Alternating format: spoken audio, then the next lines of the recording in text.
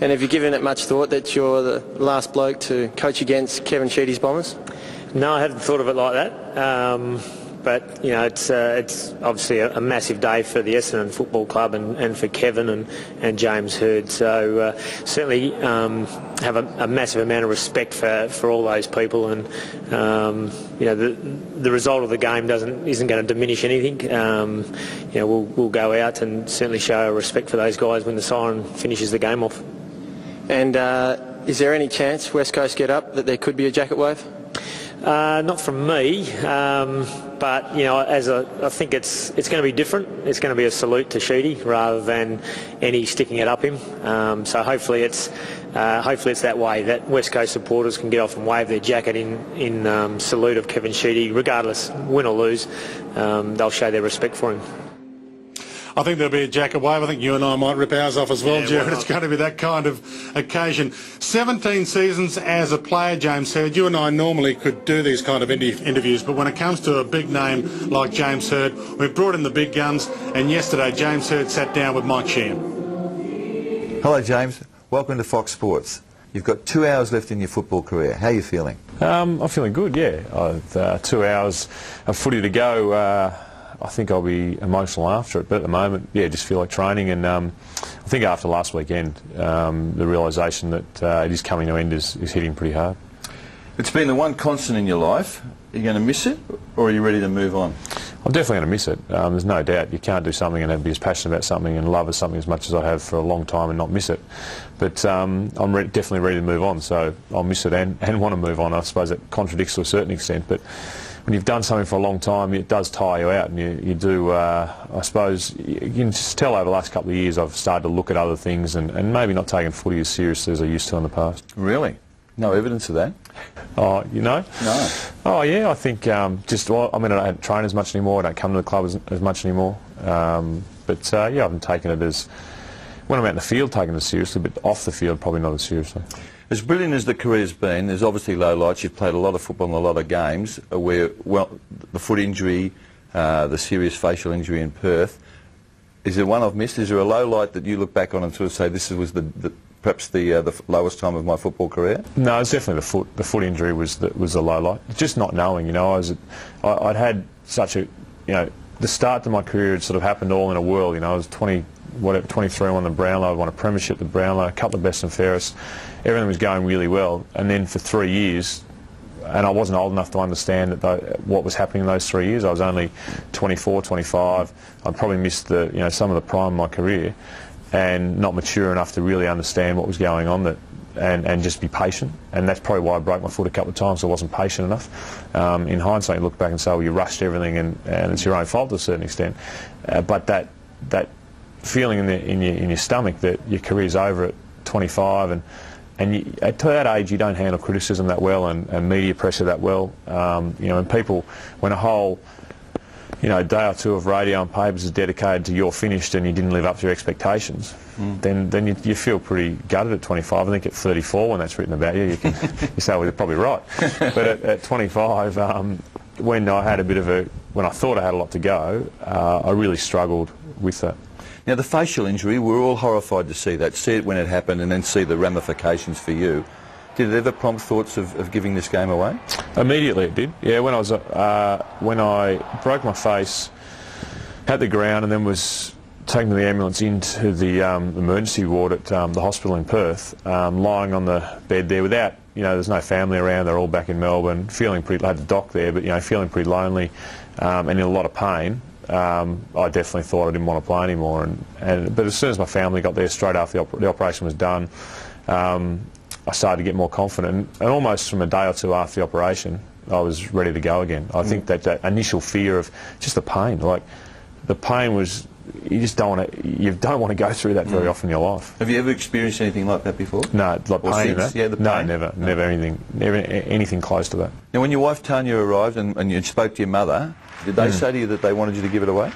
The exact opposite. Tanya almost chastised me for thinking I should retire, not because that I didn't, not because she loved me playing footy, but I think she could sense the sort of person I was, and if I retired on the spur of a moment because of an injury, that I'd regret it. Got a three-part question for you. Do you ever sledge? Why do you always wear long sleeves? And what's the origin of the licking of the fingers? The sledging, I reckon I've sledged maybe 2 or 3 times, yeah, ever. And that's just because I've been frustrated with an opponent who's beaten me, and you might get a kick after he's beaten you, and I've sort of blown up through frustration. I've sledged seeds on the field once, which is pretty public, against Geelong on a Friday night. I think that was pretty much. Oh, that's right, when he captured by the cameras, yeah. What was the long sleeves? Yep. Long sleeves. I was brought up in Canberra where it's absolutely freezing cold, and you would seriously at 9 o'clock on Saturday morning it'd be either 0 or below, and you just didn't wear anything else. So I grew up wearing long sleeves, and my first couple of games in the VF or the AFL were in a short sleeve jumper, and I was pretty ordinary. I said, well, a bit of superstition. Well, I was playing well in long sleeves, so I'll keep wearing them, and I started playing good footy in them. And but when it's hot, you know, I don't wear long sleeves. I wear short sleeves. And licking of the fingers, one of my coaches one day back in junior footy under 15s showed me a trick where you hold the ball in your hand here, you flick it up on the back of your hand, and you flick it back and catch it with your hand.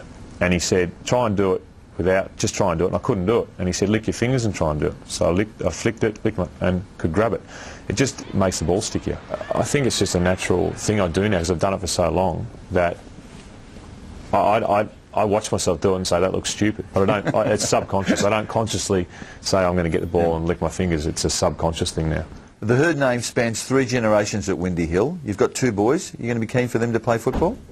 Oh, I think it'd be great for them if that's what they want. Yeah, league footy's been a great ride for me. I've loved it, and I think that the doomsdays say, you know, I've been asked the question, are you glad you're getting out? You know, are you glad you're getting out of the footy now? Well, if I was starting now, I'd still be pretty excited about starting footy. So if they're good enough and they want to do it, I reckon it'd be a great life for them. One of them's a left footer, isn't he? Yeah, the left footer, yep. Yep, I don't know where he got it. Even at his tender age, he's done something his father's never done. Well, actually, kicked a left foot goal at the MCG. I've actually kicked one in my life. I had a snap last week on the left foot, went straight up in the air and hit me on the head. Hence the banana off the outside. No, exactly. Not the banana, the one off the outside of the right foot. Yes. Yeah. So they obviously love footy. Love footy, yeah. It's a bit hard not to when they come to the footy club, you know, a couple of times a week. And the boys have been so good to them. I think Alex, my youngest, thinks that Mark Bouvet is his father. You know, he loves him more than he loves his dad. But well, you're pretty keen on Mark Bouvet too, aren't you? Yeah, Spike's a great fella. Yeah, and he's one of the. You know, you ask who you're going to catch up. Well, he's one of the blokes that you want to make sure you keep in contact with. He and Solly, it'll be good to sit down with those two and have a good beer, and we've all finished, get rammering along. Would you be keen for your daughter Stephanie to grow up and marry a league footballer? Oh, yeah, that'd be a difficult one. I'd like my boys to play it, but I'm not sure what my daughter. It's just so many highs and lows, you know. But the serious element of the question is, are you concerned about the reputation of league footballers of this decade? Not the majority of them, no. I mean, I play with them. I know what's going on to a certain extent with most of them. But, you know, there are a few who do things that I don't respect and I wouldn't be happy supporting.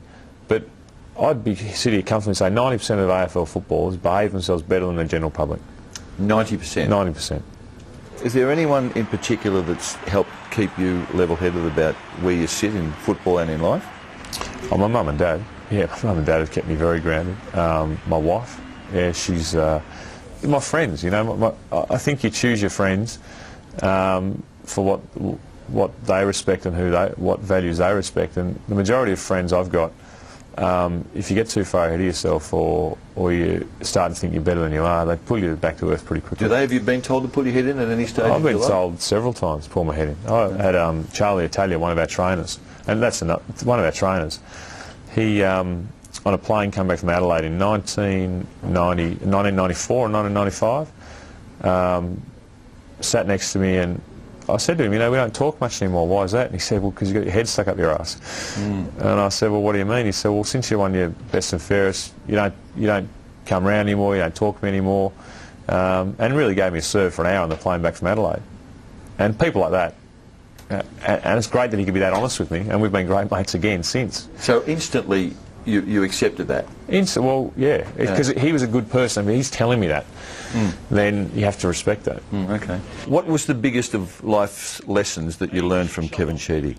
Just to be positive. Yeah, he is positive and almost too far in a lot of senses. He positive after you get beat by 100 points. I remember after the umpires thing with Scott McLaren, he just put his hand on my shoulder and said, "Look, you made a bit of a mistake, but move on, and it'll all be forgotten about. And you know, at least you've spoken your mind, and you've said what you thought for the good of your footy club." Yeah, so he put a positive spin on it straight away, and he said, "You'll get through it. You know, don't worry about all the doomsdays and the papers and the media." So they've been trying to get me for 100 years. I've always wanted to ask you this. Why did you say you regretted hugging the spectator after you kicked that big goal against West Coast? Probably because I was a bit younger and was embarrassed by it. But now I'm comfortable with it. Yeah, and I don't regret it. You made that bloke's life, actually. Yeah, and well, now I'm comfortable, and I think, well, that's what you do. I mean, I think as you get older, when you're younger, it's very easy to get embarrassed by things like that. Yeah, and you don't, as I said, you don't want to show too many people your emotions because they're going to attack you and get to you in a certain way. Did you surprise yourself that day when you realised what you'd done? When I hugged him? Yeah. Yeah, I surprised myself when I saw it on TV because it happens like that, so you don't realise exactly what's happened.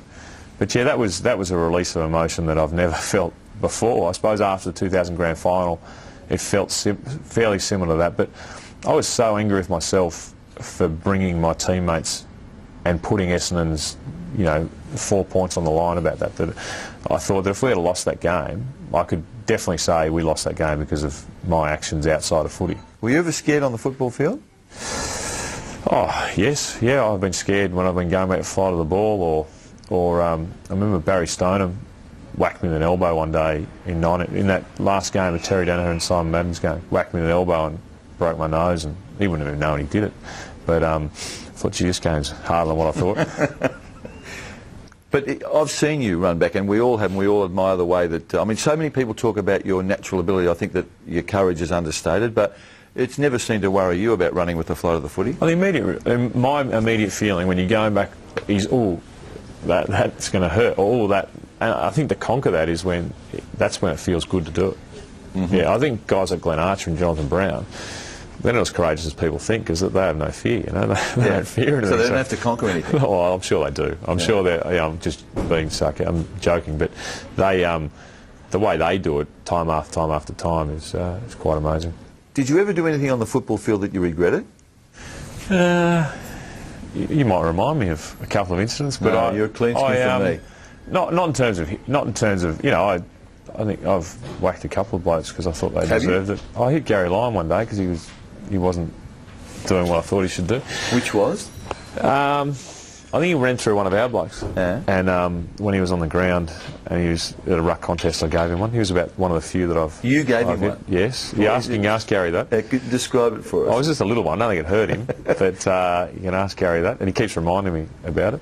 But no, I haven't done anything I really regret. You miss big goals, you miss marks, or you might pull out. I mean, they say that everyone's pulled out. I mean, you've pulled out and you think, gee, I should have gone harder there.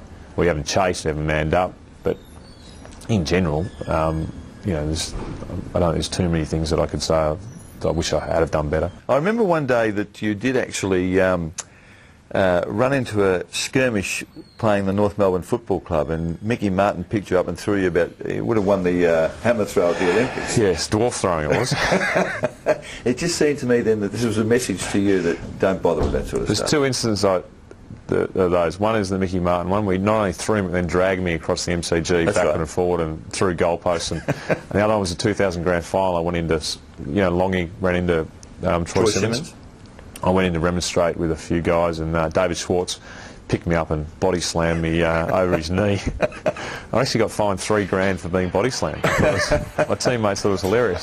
So, lesson learned? Yeah, stay out of that sort of stuff. A couple of your teammates have said that you're not too worried about the principle of accountability on the football field. Is there one particular incident from a Hawthorn game that comes to mind? Yeah, I was playing on Luke McCabe, I think. I think he was number 7. I do know that now, but I was told to pick him up and I had to ask what number he was at the time, and I'd been playing on him for 3 quarters, so that was brought up at the meeting. Paul Barnard still thinks that his sole purpose on the ground was to pick up my man when we were teammates, and he still reminds me that without him I wouldn't have been any good at all. Well, you'd be pleased to know that the Hawthorn players refer to Luke McCabe as Player X. So right. They don't even know who he is. They don't know who he was as well. All right. James, you've been a credit to yourself and to the game of football for 15 or 16 years. We've loved watching you play. Good luck for the future. Thanks, mate. Thank you. 253 games and the final curtain is about to fall on a career that's arguably been, well, it's been one of the greatest we've seen as we've watched for a long, long time. Jared? Oh, no doubt about that, Dwayne. I think James Hird has been universally admired. He's played well in big games. He's made that Anzac Day game his own. And in fact, what was quite remarkable is that even halfway through this season at All-Australian selection, James Hird's name was widely touted as potentially one of his an amazing achievement in his final year. Of course, he's missed a fair few games in the lead-up in that final half. And almost certainly he's not going to be selected. But his form early in the season when they were winning all those games on the death was, again, quite extraordinary. And just finally, Kevin Sheedy will be speaking to the players right now one last time. Have you got any idea what kind of thing Kevin Sheedy would say for the last time? No idea what at all. But you've been with him for international rules tours. You've been in his corner for many a time. I think that Kevin Sheedy's always worked on basics. He's always worked on talking to individuals as individuals, and he'd have a little message for each and every individual in the group. I think Kevin Sheedy will just want a really competitive match. He won't want to be embarrassed in his last game. He'll want to go out a winner. And there's many definitions of that, but I think he wants his group to run hard. He's brought a running side over, play entertaining football, and to salute James Hird's career, because I think he thought they let James down last week, and that is a classic Kevin Sheedy board. There's a message there for everybody. We'll close in on that a little later on. The bounce of the ball not far away. Look forward to your company straight after this.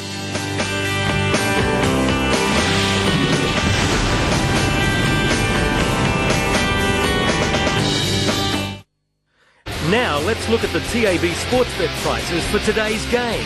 And in head-to-head betting, West Coast are quoted at $1.11 and Essendon at $6.25. The line is minus 41.5 points for the Eagles at a quote of $1.88, while Essendon are $1.92 for plus 41.5. Margin betting has West Coast at under 39.5 for $2.40, while Essendon under 39.5 is $7.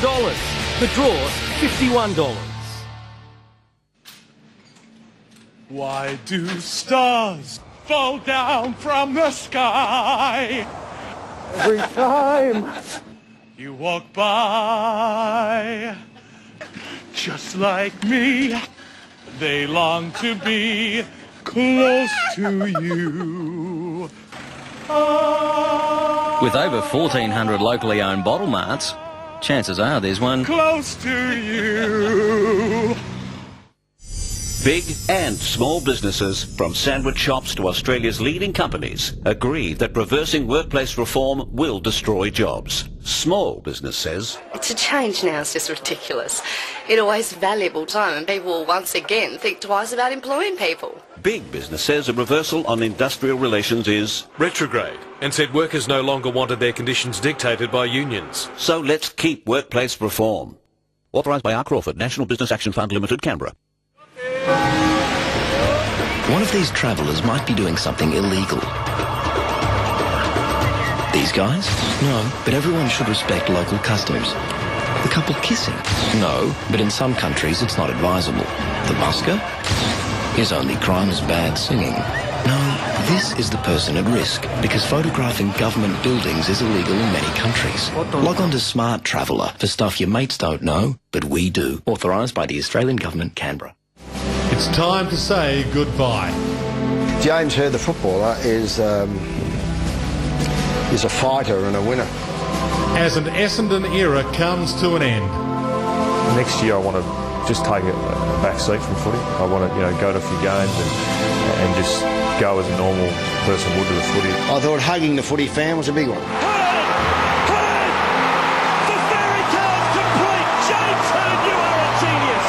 The Bombers let their greats down last week. Can they send them out with a bang? Moments that will live forever.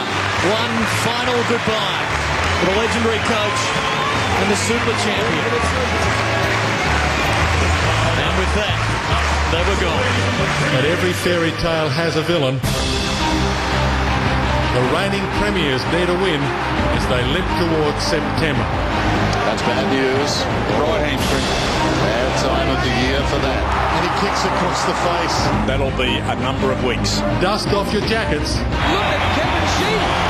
Look at that sight. That's unbelievable. It's the Bombers and the Eagles, a game to remember. The roof is on. It's about to be blown off. Oh, boy. It's a miracle from there. Superstar. The skipper's got a bag today.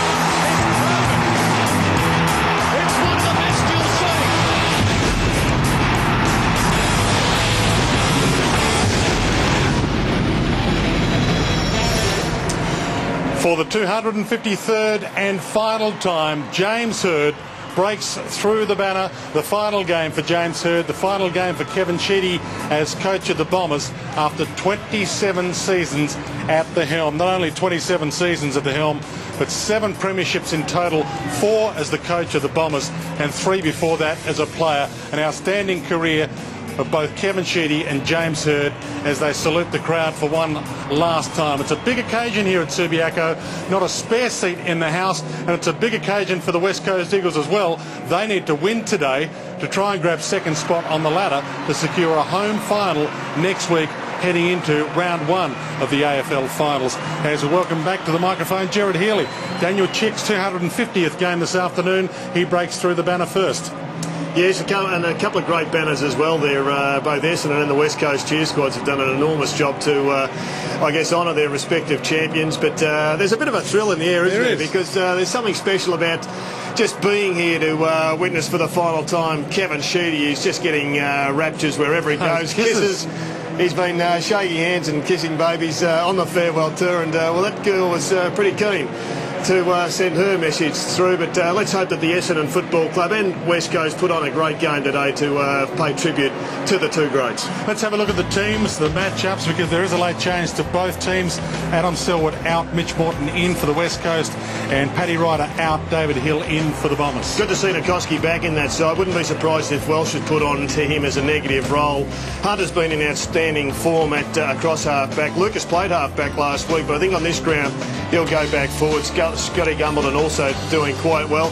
Stengline's lifted in the absence of Chris Judd and, of course, Kerr. James Hird, I think, will start in the centre, so there may well be a match-up there. Mitch Morton gets another opportunity through the middle of the ground. Now, here is a big one. Wouldn't be surprised to see Kepler Bradley go on to Cox at some stage, but Laycock against Cox is a major challenge. And Spike McVeigh, as James Hird called him, well, he's been one of their best players, and up against Chad Fletcher, who's back in some form. And you talk about some of the big guns for the West Coast. Of course, Judd and Kerr not playing this afternoon. We'll have a chat about some of the other players that have really risen this year. Quentin Lynch as a footballer now is one of the big guns of the competition, isn't he? Yes, he's come of age, particularly in the last 3 or 4 weeks where he started to kick big goals.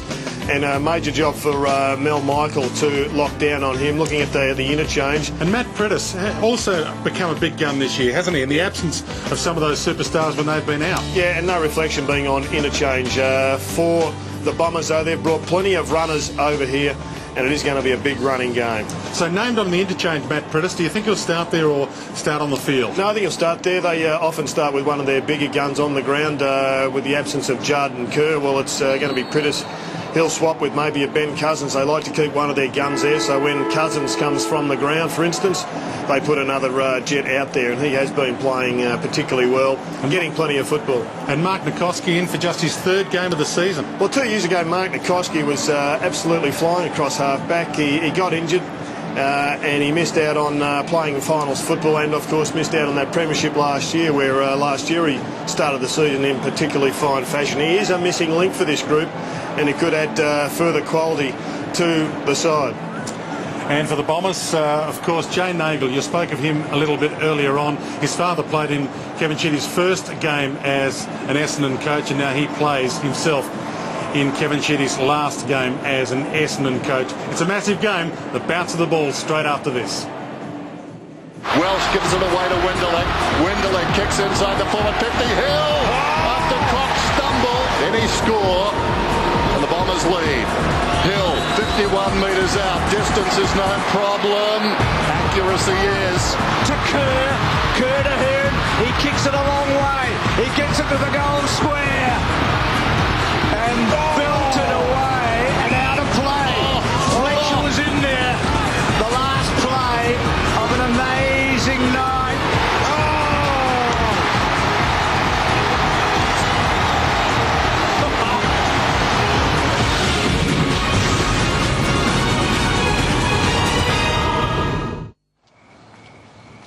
Why do birds suddenly appear every time you are near? Just like me, they long to be close to you. La, la, la, la, la. Close to you. With over 1,400 locally owned bottle marts, chances are there's one Close to you. Shane Warne discusses hair loss. Well, look, the procedures that Advanced Hair do will hopefully help me, as they have so far in over a year, keep my hair for the rest of my life. And I'm regrowing my own hair, which is important. Call Advanced Hair Studio now. I have seen this place where it rains in color, where a single second can last a lifetime, and fingernails are food, and men reach for the sky and pull themselves into the clouds. What is this place, Sergei? Sheptopia. I want a 1.8 litre engine. I want ABS brakes. Huge boot. Dual airbags. Air conditioning. CD player. Nissan Tita. From just $17,990. Now with free comprehensive insurance. You can't argue with that. Just wait here, I'll be 2 secs. It's easy to get your footy fix fast with AFL video highlights on the Nokia 6120 Classic and the Telstra Next G network. What do you think? Awesome. Really?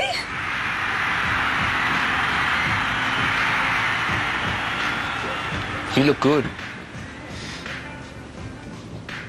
Ask for a demonstration at Telstra shops today.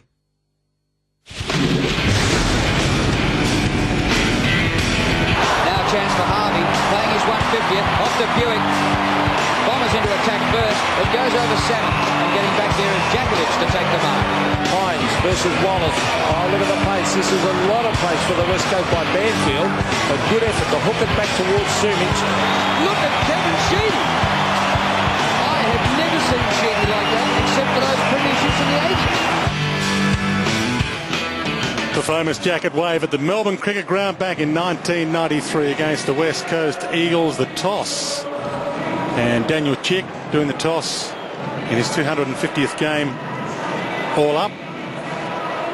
Of course, career at Hawthorn as well. And Matthew Lloyd has won the toss and will kick right at screen. You saw some highlights. One of them was West Coast Eagles Premiership superstar Glenn Jakovic, and he joins us again. How are you, Glenn? G'day, Dwayne and Jared. Great to be here on such a landmark occasion for two great players. But West Coast have got a lot to play for, and I think Essendon will be mindful not to get too emotional into the start of the game, because just might not help them in winning this game. And just noticing Scotty Lucas is pushing back. Thought he might have gone forward given the size of this ground. And downstairs, a couple of men who'll be doing the job today. Drew Banfield is with Rowan Smith.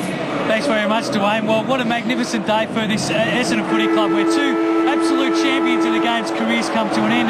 And we've seen the first jacket waving contest. And Drew, that was a pretty special day for you as well, wasn't it? Well, mate, yeah, it was my first game back there in '93, and it was also the start of a great tradition. And no doubt we'll see it again today with a lot of jacket waving. And the conditions, they're fantastic. Can't ask for anything better, and should be a ripper game. So we get underway after a long goodbye. This is the final curtain for James Hird and Kevin Sheedy. But for the West Coast, there was a chance to grab second spot on the AFL ladder heading into the finals. A tie-up, and no one really going anywhere. The umpire might have to sort this out with a ball up. You will. The umpires this afternoon, Matthew Head, Simon Meredith and Scott Jeffrey, three of the best in the business. Jared, interested to see Daniel Chick start in the centre of the ground. It's probably the first time he's done that for a while. It's been a while. James Hird starting at centre half forward for the Bombers, obviously. Quick kick away by Slattery, back to the midfield. A tie up in the middle, Braun couldn't trap it. Winderlick does. Peverell Bolton. And shoots it wide to Stanton. And now Welsh about to get run down by Chick. And holding the ball. But being picked up by Bo Waters. Darren Glass on Matthew Lloyd should be a great battle. Rosa. Wide to Jones. There's 3 of them out there this afternoon. Long inside 50. Lacroix, boundary line, and McVeigh sees him across and get a ball in. Scotty Lucas on Staker. Dustin Fletcher's been picked up by Rowan Jones, and Mitch Morton is getting picked up by McPhee across half forward for the Eagles. Barely a spare seat in the house. Cox, a short throw in. Cousins tucked into the pocket. Not a bad kick off the boot. Unbelievable start. Is there anything Ben Cousins can't do? Well, it's just great play by Dean Cox, but he shouldn't have been allowed in the first place with such ease to take the ball out of the ruck contest, because you just invite him to set up play. I mean, as he brought it down straight to Cousins. Good decision making there. Sometimes you go to the top of the square, but Essendon had a lot of numbers, and great players make those decisions instinctively, kick the goal.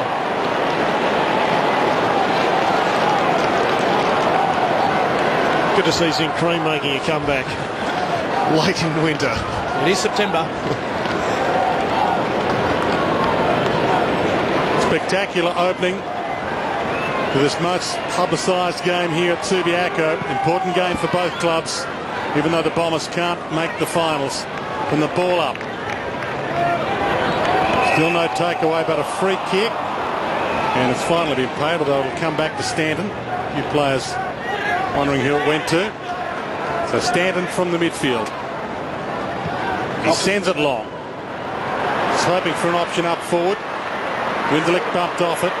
Burapunda. Handball out to Cox.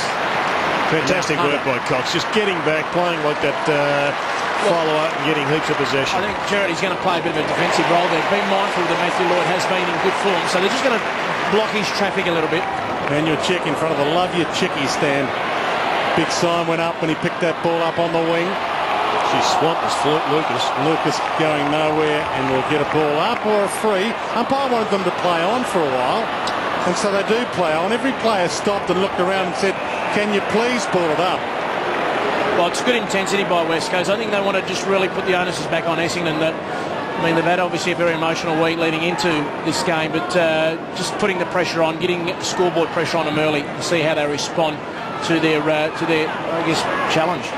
Bolton slipped the handball away to Welsh. Kick half smothered. Cousins lurking again.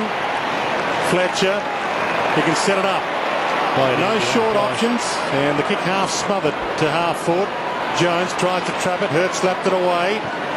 Kick around the body is good from Nikoski. Back into the team. 3rd game for the year. Free kick. A play on advantage, and Chick kicks the second.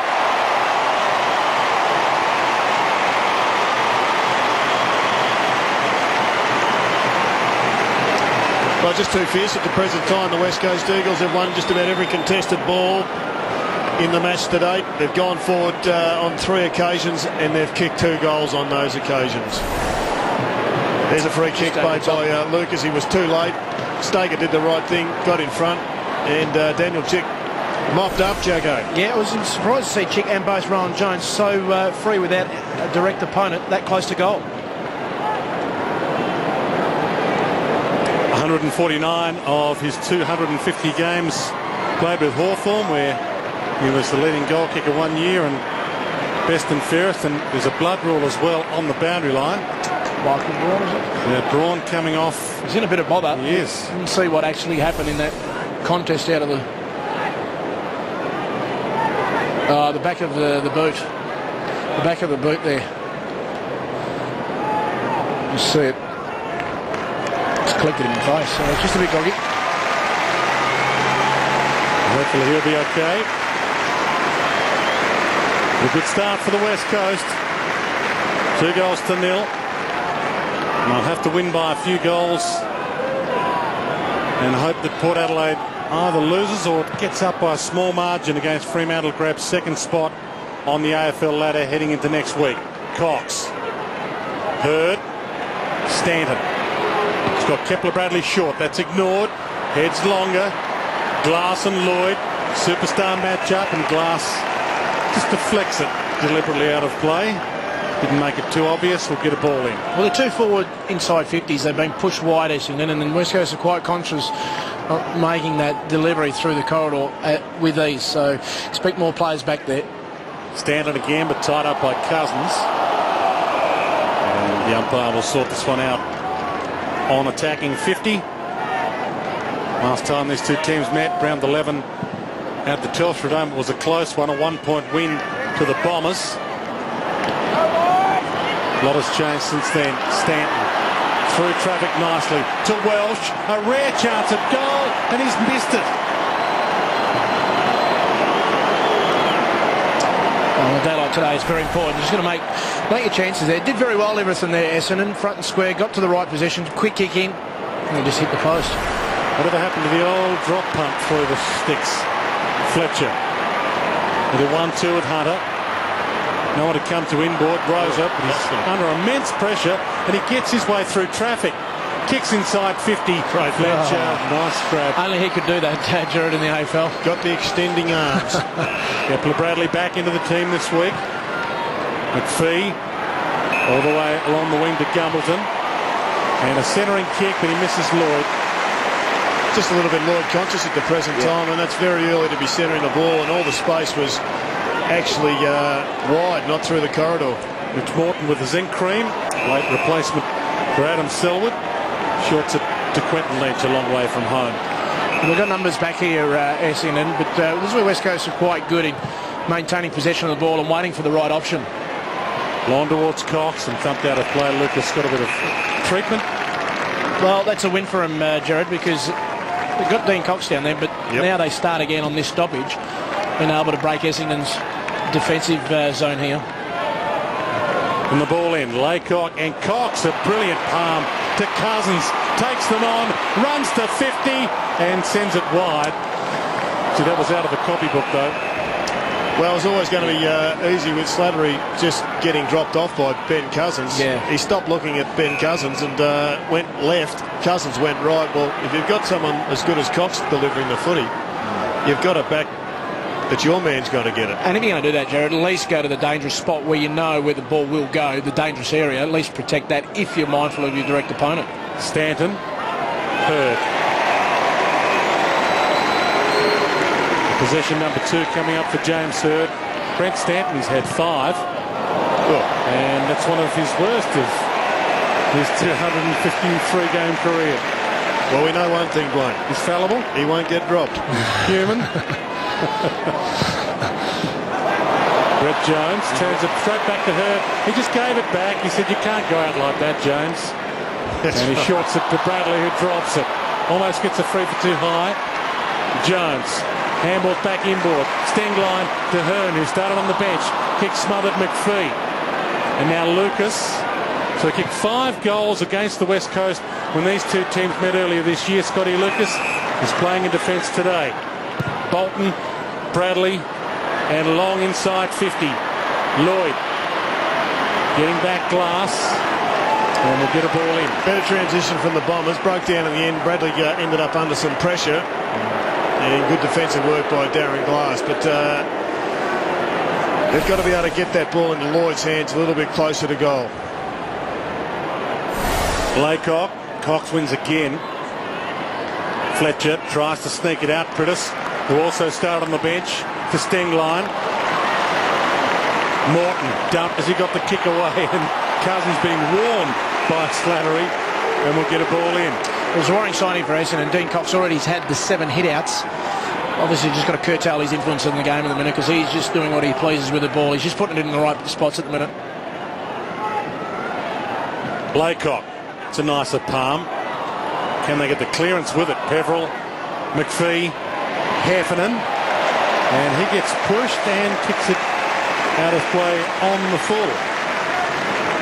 Another one of those players brought in to the side. Another running player.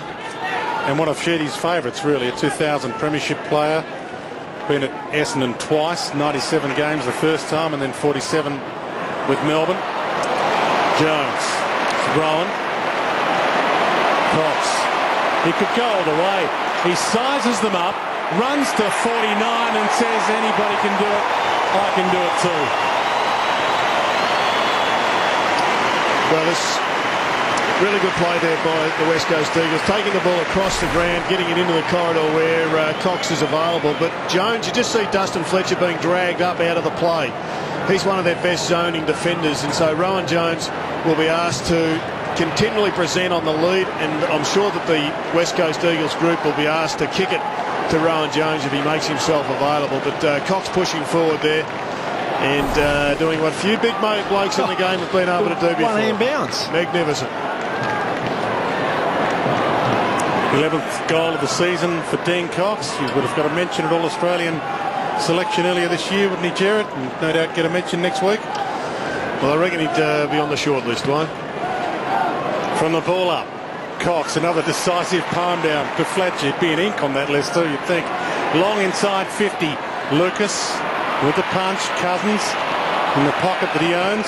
Can't trap it to get a ball in. A couple of good touches by Chad Fletcher. One that got Rowan Jones the ball in the middle of the ground, that earlier goal, and once again there. So, I mean, a guy that hasn't had a lot of footy this year. His form of recent weeks has been encouraging for West Coast leading into the final series. Laycock, front spot, but down the sting line. Now Rosa, 50 from goal. Big hip and shoulder by Daniel Chick. Kick towards Lynch, got hands to it. Couldn't mark. Hurd, ducked into trouble. Handed off to Fletcher, caught. It'll come back to James Hurd. Take the free at halfback. And Jay Nagle onto the ground for his very first run. He's going to be pushed right up to the goal square, pushing Lloyd up the ground. They're just lacking that transition player at the moment. Jacko Gumbleton's off the ground. They need someone to push up to these balls and take a mark. Lovett Murray. Kicks toward Floyd, but cut off by Glass. They are breaking down across that area, Dwayne, just not being able to penetrate their forward line with any purpose. Cox, they're far out to have a shot this time. Been the perfect start for the West Coast. Bombers on the ropes early. Lacroix flies from 4 deep. Fletcher stayed down to Mal Michael. Peverell. And he's got the option out wide, Andrew Lovett, who can run. Looks up, sees Kepler Bradley, hits him. And this is where they break down. He's got the long option just on the field. Nagle, little shove out, and he's taken it. He was spot on there, the umpire, unfortunately for Jay Nagle and the Nagle fan club, because it would have been his first, and it was a cracker goal. Nice strength about his hands, regardless. Hunter, held up. Not an easy debut. Go out there and play on Adam Hunter. Waters, is there an easy West Coast Eagles player to play on? Stanton, Heffernan, and he hasn't got anyone to go too long, so he holds it up and has to come wide. Back to Stanton.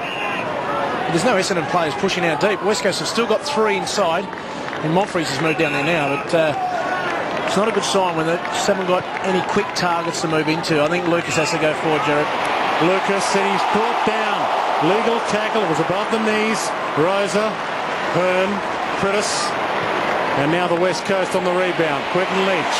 They're coming into the match, Jacko. I thought they pushed Lucas forward just simply because of the size of his ground. You need that extra centre-half forward type, even pushing up to the wing. Gee, Chick attacked that beautifully. Was never going to get it. It wasn't his ball, and he knocked it to Cousins, who chips back to Rosa. Send them back inside 50. It's a wide ball. Lacroix forced to punch from behind. Fletcher. Chick still down in the hands of trainers. Lovett Murray. McVeigh. Mal Michael. James Hurd or Lucas. They'll raffle it. In fact, neither go for it in the end. And it's out of play. Jared, I was just going to ask you, with Kepler Bradley back in the side today, could he go back and Scotty Lucas play centre-half forward? Because he is a brilliant centre-half forward. Well, he can. Well, certainly he's a great centre-half forward. I'm not sure whether Bradley's capable of playing in that centre-half back at the moment, but I thought he might have gone into the middle of the ground and just plays a ruckman on Cox, because he looks to have too much mobility for Laycock. Winderlick towards Lloyd. Little arm slap. The umpire said it was okay. How will they read this? Holding the ball is what he wants Monfries to get the free. The argument is, did he have prior opportunity? They swamped on him. I mean, the ball had just fallen underneath Bo Waters there, so tough decision. I'd just like to see the consistency throughout the game. Well, Nagle leads short. He's ignored. Hurd. Still inside the centre square. Over the top, Lloyd can have a shot from 50, and they desperately need one, and he misses. Only a behind. 2 behinds only for the Bombers. And we've played almost 16 minutes opening term. The West Coast Eagles can finish as high as second if they win and Port Adelaide lose to Fremantle, or if Port Adelaide defeats Fremantle by only a couple of goals. West Coast Eagles can grab second spot as Cousins is dragged over the boundary line and gets the free for too high. So he played that well. He knew he was going to get the contact. I mean, he obviously had the boundary line, but he just played into the contact. That's the difference between class players, where they know they're going to get that contact, but a bit of footy smarts there. Got the free kick. Ron Jones with the ball. The West Coast Eagles on the other side of the coin can finish as low as 4th if they lose, in which case they'll play Geelong next week in the first week of the finals. Quinton Lynch couldn't half volley it. Now Michael gave to Bradley. Lovett Murray. McPhee. He drops it. It's been ugly start. Very ugly start for the Bombers. Well, they pushed Kepler Bradley across that half back line, and David Hill was going to push forward, but now, given a ruck scenario, neither ruckman are going to be there. We do have a camera in Kevin Chitty's coach's box for the day. Hasn't been any pretty pictures to bring you so far in this contest, if you can call it that so far. Heffernan short. Lovett. McVeigh. They do their best to mess it up again. Lovett to Bolton from half back. Lloyd all the way up to the wing now. Peveril. He's got Nagel leading back. He hits wider to Monfries. 70 from goal. He takes the mark. So still Nagel and Hunter. Lloyd gets back. It's a 1-on-3. Almost wins it. Knocked down to Hunter. And they get the play on advantage call for the push. So Fletcher. Hearn. Doing as they like at the moment, the Eagles. Prittis. He's got Lynch short. That's ignored. Over his head. Tough one. Lucas read it beautifully. Chips wide. And Stanton, can he keep it alive? He can.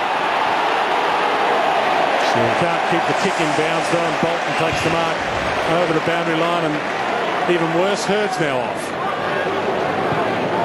Now they've just got to get the skills right at the present time. The Bombers, they're down on talent. They've got a lot of inexperienced kids as well, but if you're going to chop, but their senior blokes are going to start chopping up the footy, they're in some massive trouble.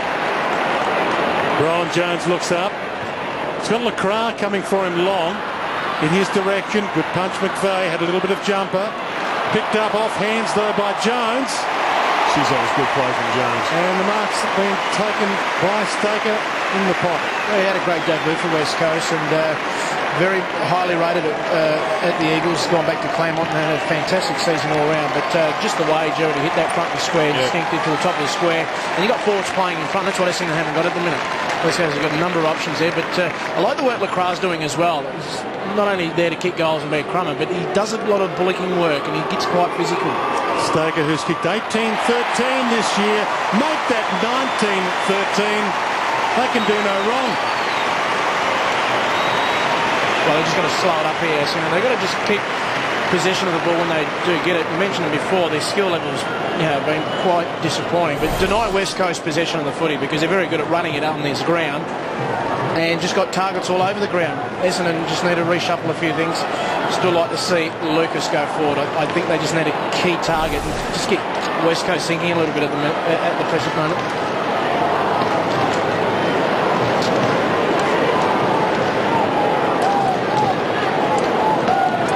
Four goals to nil start for the West Coast Eagles. The highest Essendon can finish this season is 9th, but they can drop as low as 13th. And 13th looks like an option for them right now, the way they're travelling.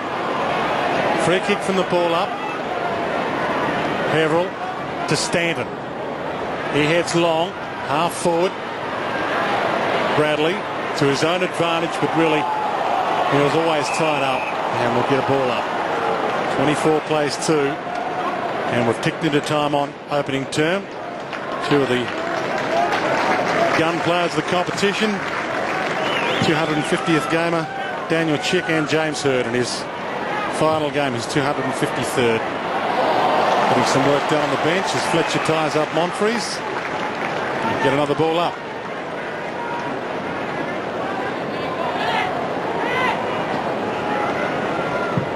Good crowd in here at Subiaco, and they're seeing, the majority of them, exactly what they wanted to see. Peveril from 50, centering kick. Nagel, can he pounce? Got a little nudge in the back. He might go regardless. Unselfishly to Winderlich. Hallelujah. The Bombers are on the board. Well, sharp play there by Jay Nagels. I thought, in fact, it was a free kick to him. The left hand of Adam Hunter obscured there on that coverage was well and truly in his back. But he butted up and snuck it out to Winderlich, which was really unselfish play. First possession, created the goal. So that's a good start to the young man. Had to be a free kick, Jacko, didn't it? Oh, definitely.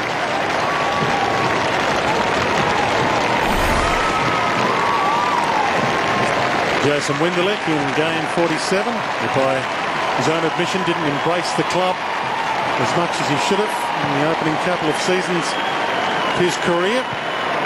James Hird sent it to half forward. Lloyd couldn't trap it. Monfrey's into the back of Glass, no free. Lloyd ducks into trouble. This time to Nagel, left foot kick, and he's got his first. He's given one away, and he's got his own. His first in AFL footy.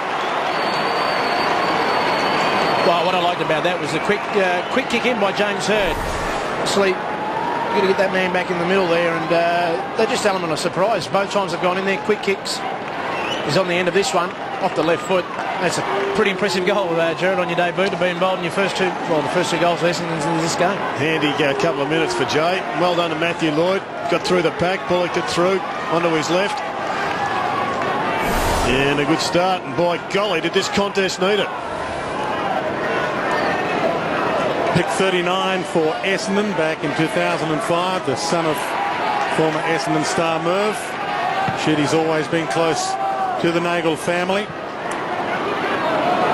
His first goal in AFL football in Kevin Sheedy's last game, he plays his first. Welsh to Hird. Kicks to half forward. Glass, half held by Matthew Lloyd.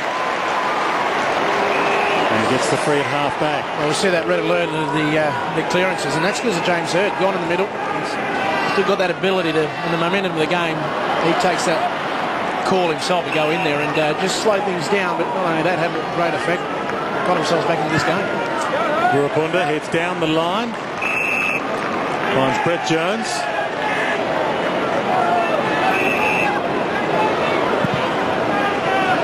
He too goes down the line, but turns it over to Welsh. So Andrew Welsh send the Bombers, but he doesn't send them back to half forward. He sends them back to half back to Mal Michael. It's a good move all round from Welsh. Love it. Monfries leads to the pocket. That's ignored. Ricochets back. Nagel again having an impact. Sends it to half forward. Hird from 3 deep. Can't mark it.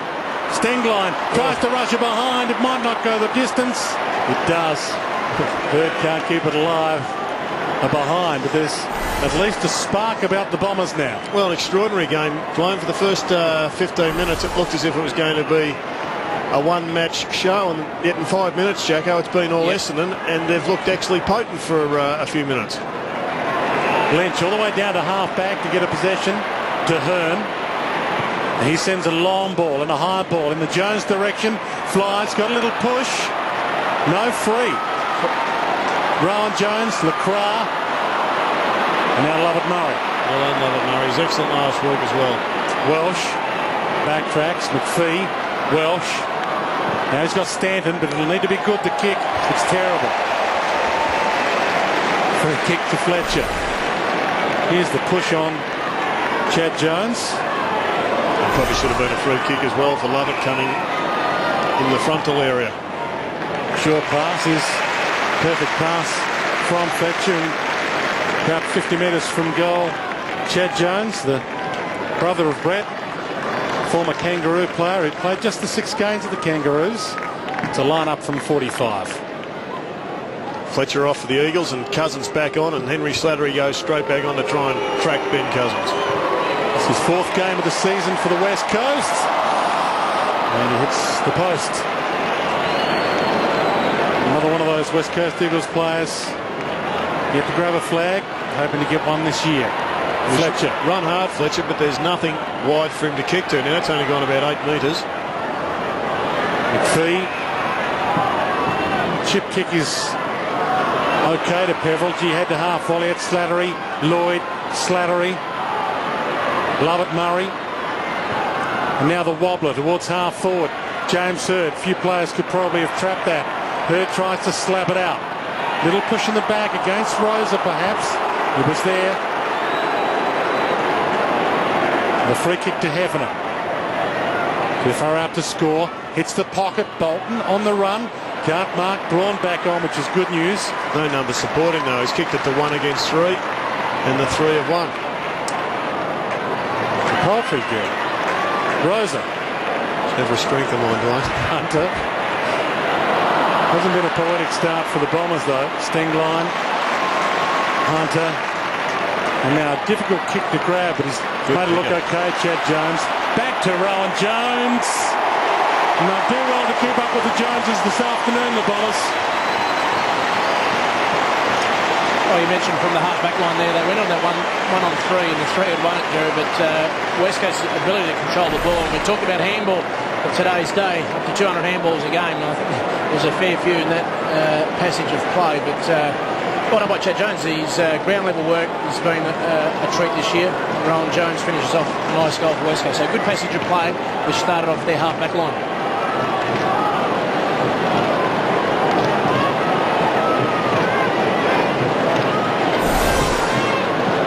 Kevin Sheedy heading down. Dress his players for third last time. Won't be all that happy with the start. They're still in it, at least. Their last 10 minutes has been okay in comparison to their first 10. Stanton. Welsh. Hill. Back into the team this week. Bradley. Now Welsh again. Heads wide and long. Hunter. Gumbleton. Hunter doesn't take possession, just taps it to Warapunda. Well played. And now to the open side. The West Coast can break. Rosa can bounce his way all the way towards the wing. Comes back inboard. He's got Braun over the top with the handball. Braun left it behind. Slattery dives in and Braun dives in over the top. And get a ball up. Jago, is it fair to say that the Eagles over the last 4 to 6 weeks have, like we saw there with Braun and Rosa coming inboard, have tried to attack through the corridor a fair bit more? Oh, certainly have. With their run and I guess their high skill level, they have that luxury where they've got a lot of good ball players, can carry the ball, and the best way is obviously go through the middle of the ground. Hill with the free. Lovett Murray the kick towards Lloyd. Glass beats into it. A minute from quarter time. Hunter. Waters. No one to go to. Wanted to come back. Now sends it towards Rowan Jones. Bradley with the massive fly. Didn't bring the mark down. And he did drop it. Stoker had it. Let it go. Well, the service going into Matthew Lloyd at the present time would, I think, be best characterised by saying Basil Faulty is probably proud of what's been going on. It's just been so poor that it's giving him absolutely no chance. Lucas. Toward half forward. Heffernan front spot. Couldn't bring the mark down. Nikoski. Little push. And we'll get the free. And right now the Eagles have got men lined up. Glasses wide and they've got Wirra wide. He'll probably end up with a footy and then she'll be off and running down the corridor. I'll have to be quick. He'll need to get it and kick it long and hope for a mark. Seconds remaining. Kicks it long. He gets the mark, but Mitch Morton's too far out to score. So at quarter time here at Subiaco, the West Coast Eagles 5-1-31. Essendon 2-3-15. Was an ugly start for James Hird's final game of his career, but at least they got a spark back. Kevin Sheedy, hopefully, to ignite the spark a little more. 31 plays 15.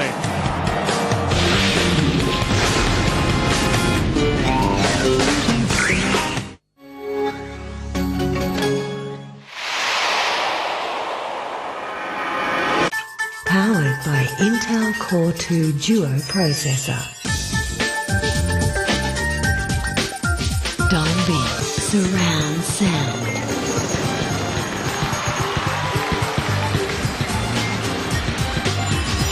Introducing the new Aspire Gemstone Design. I'm glad I've got quality shares in my self-managed super fund. The income has been wonderful. These figures don't look real to me. They do to me.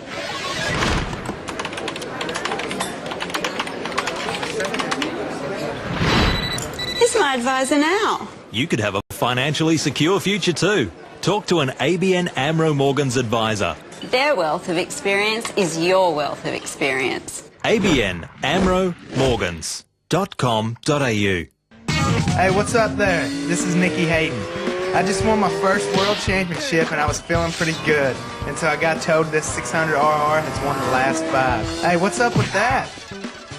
I think Honda make the best bikes, and the new 600RR is the best of the best. If you want to feel what it's like to be me, a world champion, better get yourself a 600RR, the one to ride. Heck, I might even go scoop me one up.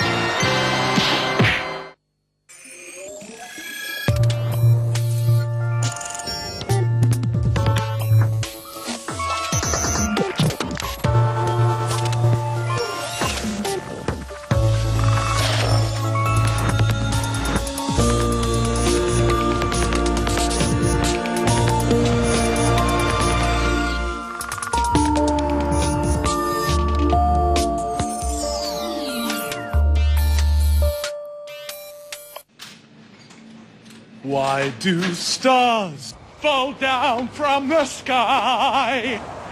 Every time you walk by, just like me, they long to be close to you. With over 1,400 locally owned bottle marts, chances are there's one close to you. Football is defined by many memorable performances. And he's paid the penalty. Great tackle. Acts of incredible determination and resolve. Griffin on Bowden and wins the football. This year, players who demonstrate outstanding courage, initiative and teamwork will be recognised by the 2007 AFL Army Award. Vote for the player you think went beyond the call at afl.com.au. The Army. Challenge yourself.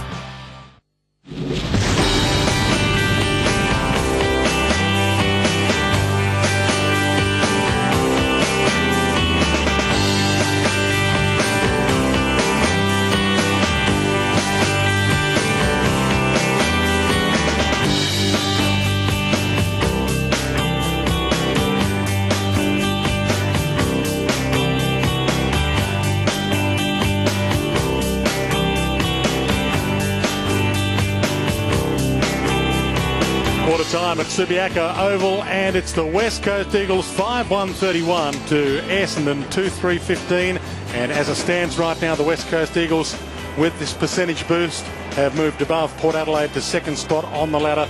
A lot still to happen though with Port Adelaide to play tonight. What do you make of those numbers, gentlemen? Well, just West Coast got off the blocks very early, and as you can see, pretty much evened up towards after that. But I mean, you look at the clearances there. Dean Cost was having a major impact, but inside 50s, 14 to 8 there. They got back into it, Essendon, and certainly their credit to them. Let's go downstairs. Drew Banfield. That's right. I listened to John Worsfold and got the idea that the pressure was the key to this. Cause a turnover, make sure that they can create some run off the back line, and improve on their forward entry, and hit some targets up there. They're getting the space, so let's put the score on the board. Daniel Chick has just left the huddle and is running around to the race, so there is a bit of concern with Daniel. Thanks for that, Drew. And in his 250th game, heading into the finals, you wouldn't want an injury concern in round 22, gentlemen. Oh, not at all. I mean, the West Coast Eagles are well poised now to have another crack at back-to-back flags. 3 grand finals in 3 it would be if they could get there. It's obviously going to be a very tough task, but Kevin Sheedy's the bloke with the big job in front of him as we speak, and he has really got to get his group to play more direct football, get the ball in the hands of Matthew Lloyd, and down on the ground here's Rowan Smith with the master coach. Well, it's not the best start, but you're back in the game. No, look, we should have got a couple of more goals than that, to be quite honest. We had 2 shots of goals we should have got, shouldn't miss them, and you can't miss them against West Coast over here. I mean, it could have been 5 goals to 4, instead of 2 goals 3 at the present time. But, you know, young Nagel come on, got a goal and gave one away. So Scotty Gumbal's going back to centre half back to see the Bomber fans can see him play at centre half back. So we'll try things as well in the match. I'll let you go, mate. Well done. Let's go. Kevin Sheedy, 635 games as Essendon coach. 27 seasons at the helm with a 60% winning record and a massive crowd here at Subiaco, not just to see the West Coast Eagles but to see his final game for Kevin Sheedy and James Hird. Well, the good news about Gumbleton being across that half-back line, if he can hold that down, it's going to make them more potent because it's pushed Lucas forward. With Nagel starting well, they've got a much more potent half-forward line. Enough big bodies there for one to be able to push up the ground of the wing, Jacko. Yeah, I like this setup that they've got. They've just got taller options and they get the ball in quick like they will here with Hird. Gives them every chance because they're very good, clever players. Hird long and Lucas gets a free on 50 within his range.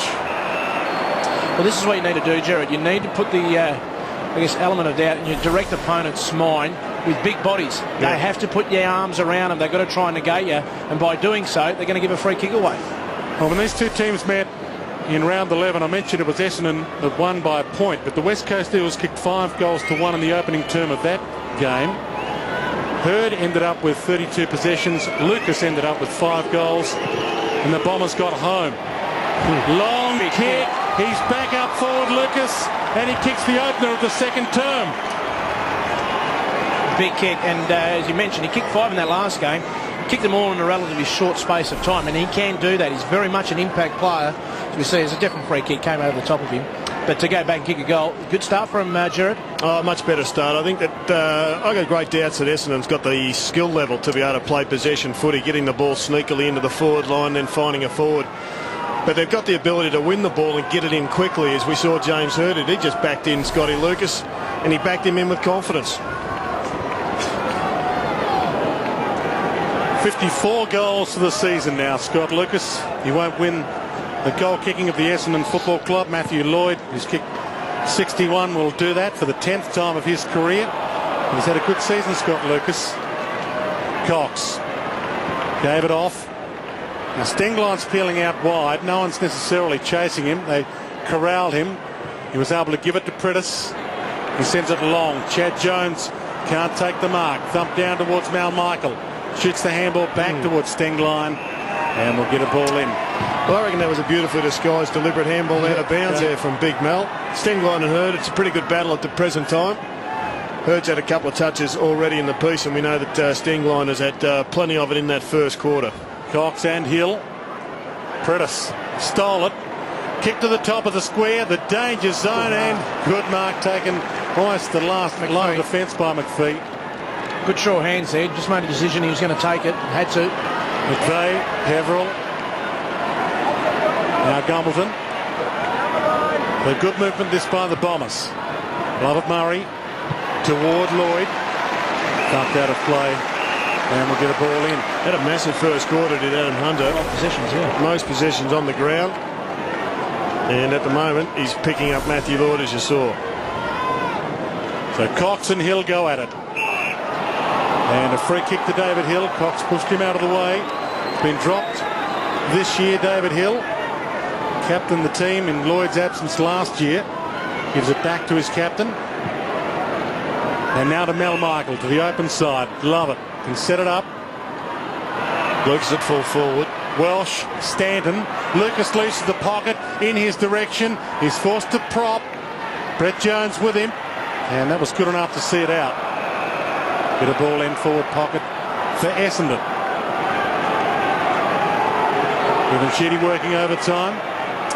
And we'll be speaking to him during all the breaks. And the ball in. Hunter grabbed it with ease, but the handball wasn't as good. Braun to Fletcher. Rapunda can't grab it. And shows his disappointment. We'll get a ball in. Well, been a good start to the second quarter by the Bombers. They've attacked. They've shown a little bit more intensity than they did in the opening few minutes of the match. Haverhill. Kick off the side slightly. Nikoski through traffic with some poise to Fletcher. Short Lynch. Good hands as always. And now to the middle. The bloke that's getting out of the loop though is Cox. He's just got too much mobility at the present time. Stengline's the other one. They're playing a little bit wide of each other, Hurd and Stengline. But there's no one capable of going with Cox. Cousins shoots it wide. Mitch Morton, just repeating, replaced Adam Selwood in the selected side. Long to full forward. Hurd gets back and does complete the mark.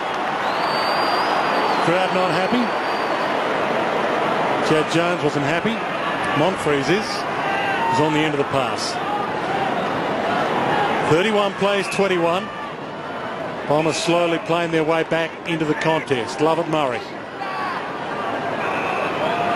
Magnificent conditions for football here at Subiaco this afternoon. Along the wing towards Lucas. Couldn't grab it. Welsh runs the wing. Takes them on. Little bounce and then short. Over the head of Nagel to the back of the pack. Big Cox getting back, but he can't trap it. Stanton, Cox. Cox does brilliantly to the pocket and then lets it run out of play almost. Glass picked it up and took them on to Fletcher. And the West Coast Eagles on the rebound. Braun dropped the mark. Lloyd slaps it back. Welsh, Lloyd, chip kick.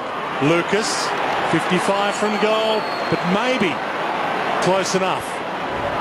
Looks up and hits McVeigh inside 50. Well, good response by the Bombers. They've continued to attack. Would you consider having a Mark Bolton run with Cox, Jacko, after the bounce is done, and just play the tall ruck rover on him? A good ploy, Jared. You need someone just to run and try and break even with him. Very hard to try and dominate and beat Dean Cox in such form that he's in at the minute. But you've got to limit, curtail his influence. To bring the margin back to 4 points, and he's slotted it.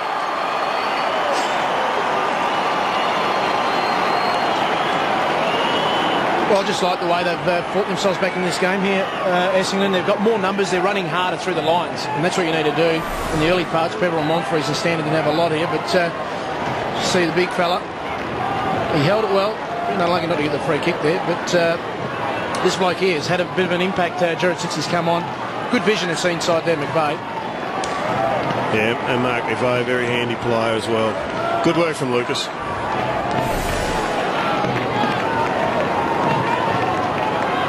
So Daniel Chick warming up as if he feels confident enough to come back on. Mel Michael's looking for a man across that half-back line. 4 points the margin from the ball up. Stengline to Prittis. The clearance. Getting back McPhee. Read it well. Shoots the handball quickly. Lovett Murray. Little 1-2. Didn't work. Prittis cut it off. Now Lynch. Long to full forward. Long and a high. Down there is Jones. Oh, didn't he read it well? Morton. Well, Mel Michael found his man. It was Quentin Lynch. He came off the wing. And he just lost him in traffic to a degree, but the power of that man's kick just puts pressure on any defence. And Mitch Morton kicks his 7th of the season. Well, it was unlucky for Essendon because they got a good clearance from the rebound off their back 50, but the turnover really hurt him there and just got him caught napping on the counter. And, as you said, Jared, Quentin Lynch, both sides, when they've demonstrated got the ball in there long and quick, they've demonstrated they'll cause problems.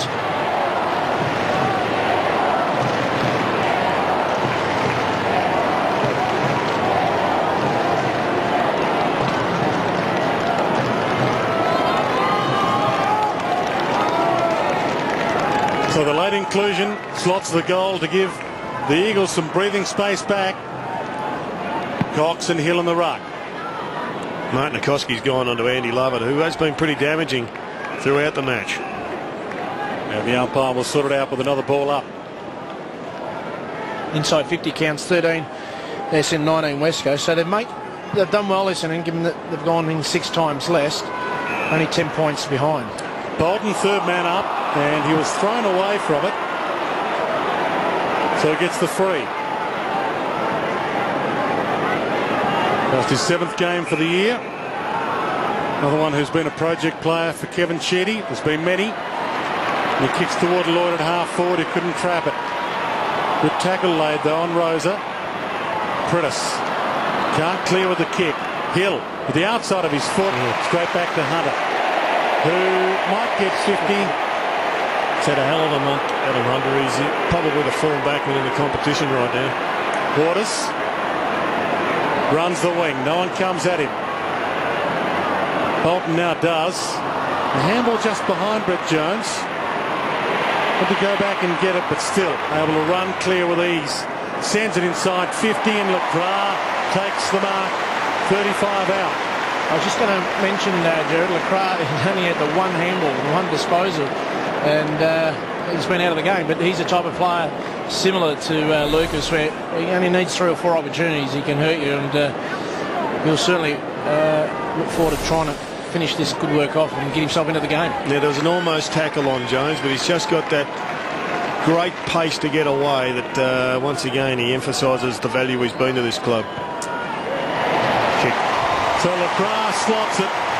32nd goal of the season for Mark Lacroix.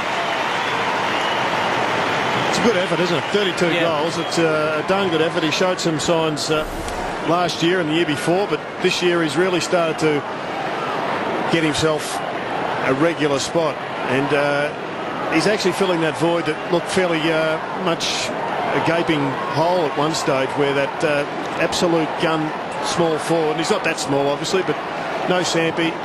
He's taken Armstrong's position at this stage, and he's a good goal kicker. It was round 22 last year that he really let everybody know who he was. 5 goals against Richmond and got himself a Brownlow vote. Took 37 back in 2004. This is his 3rd season. Another of those who wants a flag. Cousins wants another one. Pritis will 1-2 with Chick. And now Braun. Pritis didn't know it was coming back.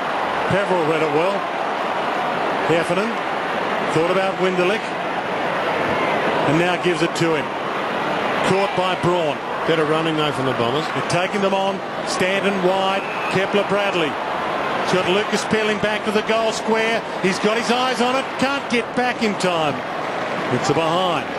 It's unlucky there because Brent Stanton was making a hard run forward. He just had to run probably more to the goal mouth for the ball carrier to see him. But a missed opportunity there, isn't it? Because they outnumbered West Coast. Lynch has come down to half back. A couple of bounces for the big man. To Braun. Got the short option if he wants it. Morton thumped away from him. Peverill the crump. McPhee.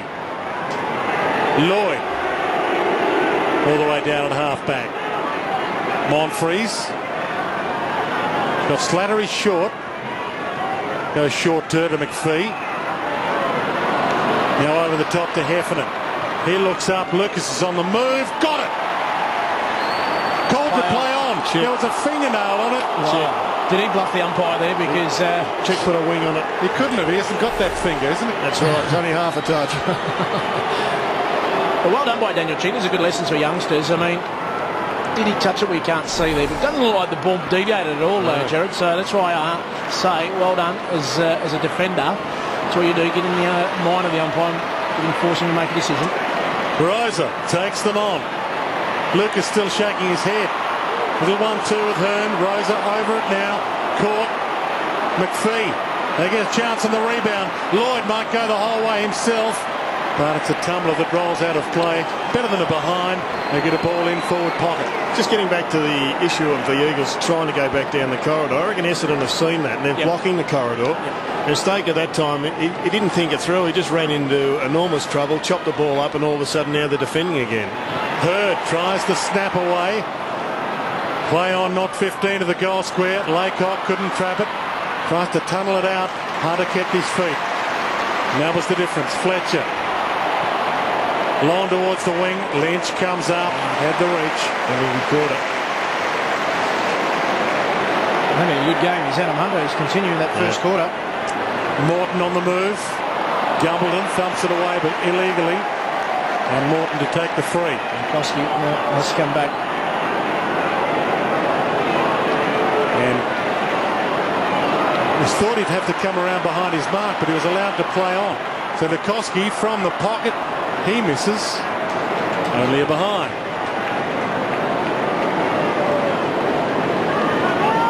Quick bring in, love it. Fletcher peels off. Gumbleton gets it. It's an Australian boy back home. Love it. Now Hurd and Laycock, and again, two Bombers go at it and mess it up. Prittis to Rosa. Wirapunda's got the jump here from 4 deep. Can't bring it down, and McVeigh takes a strong grab. Well, great mark by McVeigh, but Wirapunda had to size it up there to just spoil it and bring it down, because he had two West Coast scrummers there, Chad Jones and LeCras hovering, and missed opportunity for him. Slattery back to Fletcher. It appears as if they have slowed the game down, Essendon. Hurd. Fletcher. Now the short wide. Monfries. 44-28. Now Michael. So plenty of possessions in the back 50. And Lovett takes on Lynch. And he's closing him down. He forced him to stop and go back. Peveril. He shoots the pass wide to McPhee. Well chased, Quentin Lynch. Short pass to Bolton. Takes the mark on Chick. Lucas short. He sends it longer. Laycock and Hill. Two ruck options at full forward at the moment for the Bombers. He's got his own footy out of him. Braun. Fletcher. Hurd. In the crowd amazed at this contest at the moment. This doesn't seem to be going anywhere. Braun. Stengline. Lynch. Size them up. Give them something to cheer.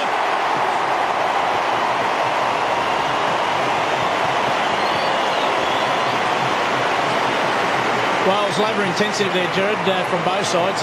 It is warm out there, but great chase by Quentin Lynch. This is just an indication how fit some of these guys are, especially when you're 6'5", over 100 kilos. But then stayed involved. The ball did go down to Essendon's forward line, but found himself in a position. You see there, he's tonguing it a little bit, but want to see what his heart rate would be at that moment when he kicked the goal. You reckon his heart rate was like, what about Andy Lover? He thought he was about to be slaughtered. Big man. 49th goal of the season for Quentin Lynch. 49 goals, 41. Might not reach the heights of last year when he kicked 65-33, including 3 in the grand final win. And who knows what September holds. Chick. Speaking of holds, not going too far. And the umpire allows them an enormous amount of time. Still going. You've seen the likes of that before. He lost his whistle. I just want to go back to Quentin Lynch. It's an area that West Coast match committee really put a lot of pressure on him, and he's certainly worked his work rate on his second and third efforts, and it's an area where he's below the knees. He's become very, very good. Hasn't had the best year in front of goals. Everyone expected him to kick on this year, but he's certainly improved his mobility around the ground. Free kick's been found. About happy it's going to clear the area, and it's one of theirs that is going to clear it. Stengline. Quentin Lynch peels off wide. It won't get to him. Hill or Lynch. He wanted Hill or the ball, and either would have done. Grabs Hill, who handballs back to Welsh. Michael and James Hurd. Got a couple of options short. Ignores them to Bolton. Flies. Lloyd from 4 deep. Bolton gathers his own work. Prittis. Free kick's been found. It'll go to Bolton. Good job. He stood in front of the oncoming pack and maintained possession. And the slow trajectory kick made it tough for Lucas, and he got one high, and he's within range. Well, it's been a big difference this quarter for the Bombers, Lucas. Matthew Lloyd actually hasn't got the pace to get away from Adam Hunter, and he's been pushed right up the ground to chase his possessions. But this is the bloke who's actually impacted the most on the scoreboard, albeit even a lucky one. It was a little bit soft, the free kick, but at the end of the day, you've got to keep forward, hitting the pack at 100 miles an hour, and that's what you want. You give yourself every opportunity, and you will get protected by the rules of the game. And the steam there was around the neck area, and that's why he's having an impact in this second quarter, Scotty Lucas.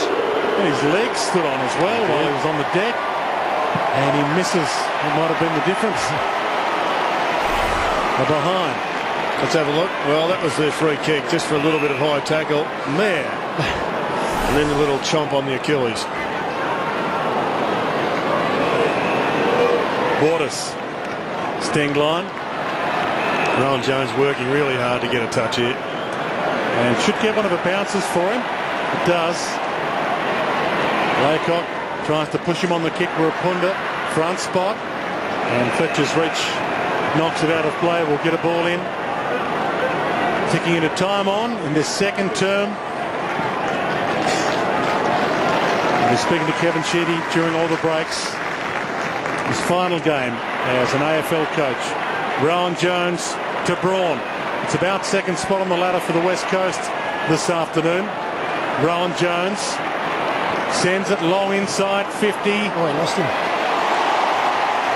Bit too easy, isn't it? Yeah. So Morton will line up to the top of the square. Plays on, and that is too easy. It's arrogance, but if you're allowed to do it, why not do it? Well, I've got my doubts about whether you should do that. Kick around the corner. It's just asking for trouble rather than going back and kicking a standard drop punt. But that was a great grab, and he's having a pretty good game, is Mitch Morton. Let's have a look at Rowan Jones. He was the one who was prepared to work hard, and he did, and he got it in easily. And Morton, who started behind, ended up in front, and he lost love at Murray on the way round. This is what was interesting, just the play on round the corner. Well, probably never going to miss, but under more pressure he might. 2-goal afternoon for Mitch Morton so far. 56 plays, 29. And the Bombers on the ropes again, approaching half-time. Laycock in the ruck, stolen by Seavey. And the umpire will sort it out with another ball up. Slattery on and Bradley off for the Bombers. Laycock and Seavey again. Thumped long. Rowan Jones first there. Little Shepherd left it behind. Essendon came at him. Braun. Hurd tries to rake it in with a toe. Nikoski dragged down after he kicked it. Free kick downfield. Geez, it'd be a big addition if they can get Nikoski up and running coming into finals footy. Chad Jones inside 50 and Lecras takes the mark and gets a little bit of treatment after. Well, warning signs here for Essendon because West Coast, a couple of their small players in Lecras and Mitch Morton are starting to find the footy, take contested marks on the forward line here, but they just need to, I guess, slow their forward entries because it's just coming in with a bit too much ease. Turned 21 years of age on Thursday. Mark Lecras picked 37 back in 2004, as we said. And he's really starting to grow. Already kicked one in this term. And the job getting tougher now for the Bombers to send Sheedy and Hurd out in style. He's a very good kick, Lecras. He's just a natural in front of goals. He's going to get much more powerful, you would think, as an athlete, but he's got a good leap. Keeps his eye on the footy, and he converts when he has to. Another factor that's going to be mightily important, Jacko, over the next 4 weeks. Certainly is, in the pressure of finals footy, but Martin Nikoski, you did right there, Jared. He's run off that half-back line. If he can get going, it's just going to be another gun firepower for West Coast in the final series. So as it stands right now, the West Coast Eagles with a little bit of a boost in percentage. Second spot on the ladder. And it all depends on what Port Adelaide do against Fremantle tonight, whether they keep second spot and, of course, what happens in the second half. Lucas, handball to Bradley. Didn't want to take possession. Wanted Stanton instead. Knocked away from him. Heffernan. Rosa. To Cousins. He's got the short option wide. Nikoski push. And into the fence. He's got it. So the free. I like Slattery's game, Jared. Cousins got off to a flying start. He's only had the 8 possessions, but he had about 5 of them in the first 10 minutes and kicked the goal. So Henry's done a fantastic job on him for us so far. Fletcher. Staker. Inside 4 minutes to half-time. It's going to script for the West Coast Eagles. To half-forward, Rowan Jones. Lecras. Couple of options long, sends it to the goal square. Cox is down there with Fletcher. Knocked it down front and square. Hurd tries to rush it behind. Doesn't get there. Rowan Jones kicks the goal.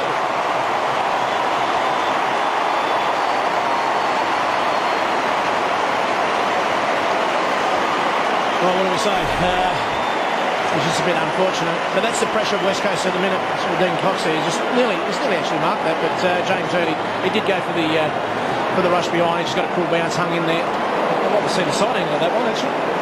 Close to there. There we go. It's well done.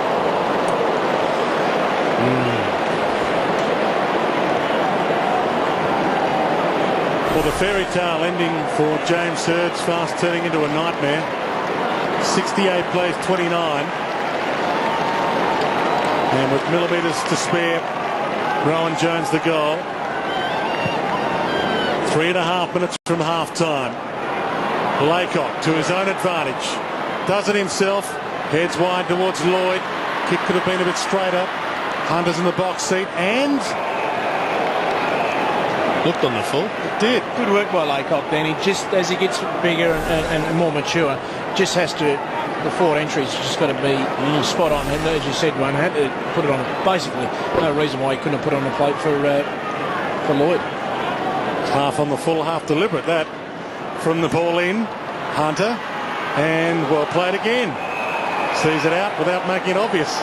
And Lloyd's getting frustrated. The velvet sledgehammer, letting them know he's not happy.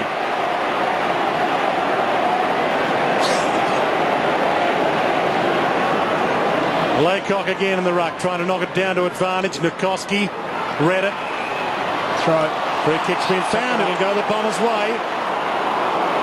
Who'll take it is the question. Okay, it'll be Lovett, not Hurd.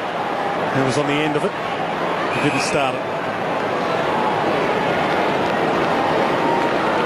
So Andrew Lovett only kicked the 9 goals this year. From 45 and has hit the post.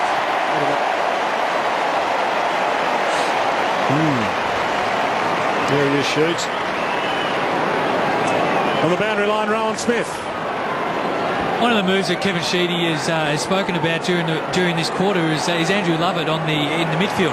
He just breaks the lines and he works really hard, but the only thing is he needs a good pre-season under his belt because he's been off a couple of times already in this quarter. Stanton does some chasing, but they'll get away with it, the West Coast. Hearn from half back. He's had a good year, this bloke. Yep. Rosa, Hearn. He's a 2-time premiership player in the SANFL. And he is a good pickup for the West Coast. Shannon Hearn really added something, some spice to their lineup. Rosa from 50. He might go the whole journey. Goes to full forward. Easy as you like. Seaby kicks the goal.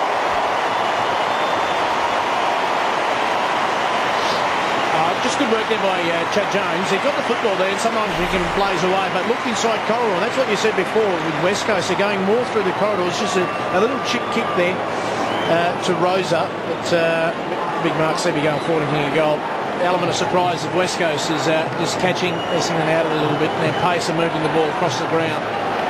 It's certainly been a bonus for the West Coast, the fact that they've got 2 ruckmen that can push forward. Seaby's very comfortable down there, as is the big Cox. Arguably his best season, his 6th, Mark Seaby, 18th goal of the year, played every game. Failed to get a kick in last year's grand final, and only 4 kicks the year before. Got to watch Cox's hand here. And Cox palms it down to Cousins. Nikoski just ran into trouble. In fact, he ran over Ben Cousins' head. And Cousins is down hurt. I think he might have stepped on it. And the umpire finds a free inside 2 minutes to half-time. Pretty stiff. It was a brilliant tap. So Winderlick should be within range here. One in the back of the head there. He'll be all right. Is that harder? Yeah. A flesh wound. Winderlick to line up from 50. Another player that hasn't been a big goal kicker this year. So it's 4 goals for the season. One of them already today. And he's nailed it to add some respectability to the scoreboard. Not of a lot of appreciation in the local crowd, though, I've got to say. Have a look at Ben Cousins. He gets tripped. That's what they're blowing about, and it was a free kick, as was that one, although a bit of a self-inflicted trip. The hands came down from Hurd and grabbed him round the knees. And then it was just pile upon pile. Hold the ball.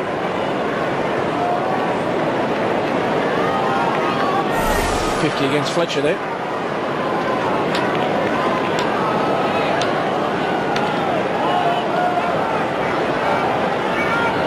.74 plays 36.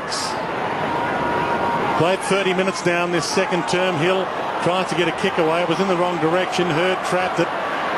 Wirapunda, Fletcher. Inside 50, they've got options everywhere. Seavey just couldn't mark at that time. McPhee, Staker, now Michael, almost deliberate. He did take it out, but he disguised it well enough. Made it look as if he was attempting to keep it in. 1 minute and 4 left on the clock. We'll get a ball in. Just have to acknowledge the brilliant hands there of David Wirapunda, giving it to Fletcher, who was moving onto his left. Nearly set up a goal. Should have been taken by Seavey. Or almost a throw. Umpire allowed it. Fletcher, Lacroix. 53 out. Thinks about loading up. He does. A slow trajectory. It's going all the way. Marked on the line. Gumbleton's marked it on the paint.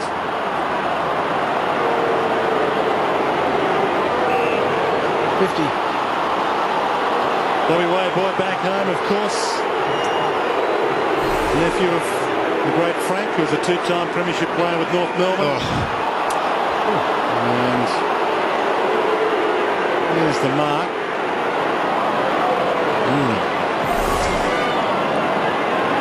27 seconds left. Time enough for the Eagles to reload. Wirapunda, Chick, Jones. Rosa, trouble, out of trouble.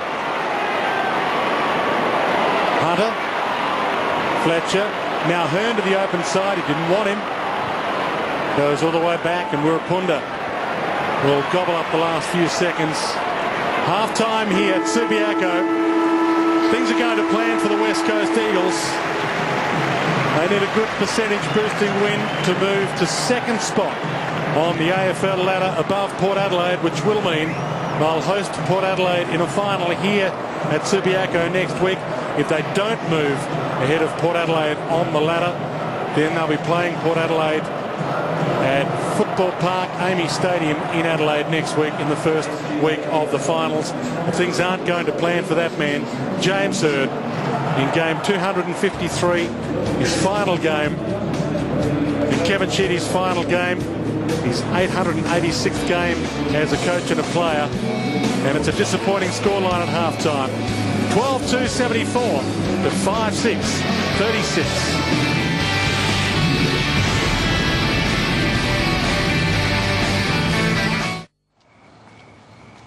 Why do birds suddenly appear every time you are near?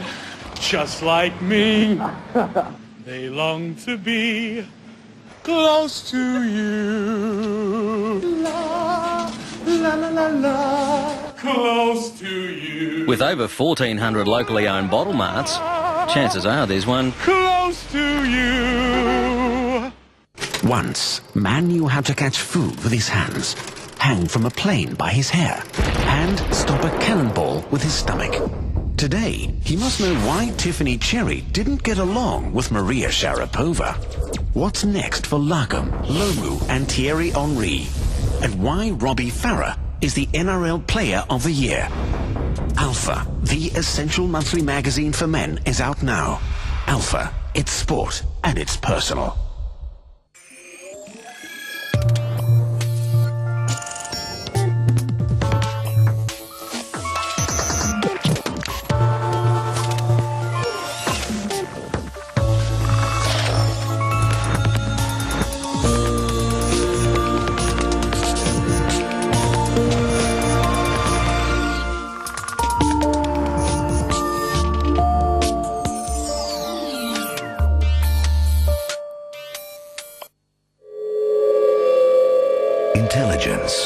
expressed by the decisions we make. Consider the Kia Magentas, the smart choice in medium-sized cars, with the highest standard of safety equipment and best fuel economy in its class.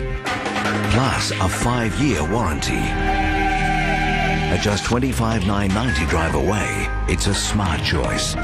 Visit your Kia dealer today. Kia, the power to surprise.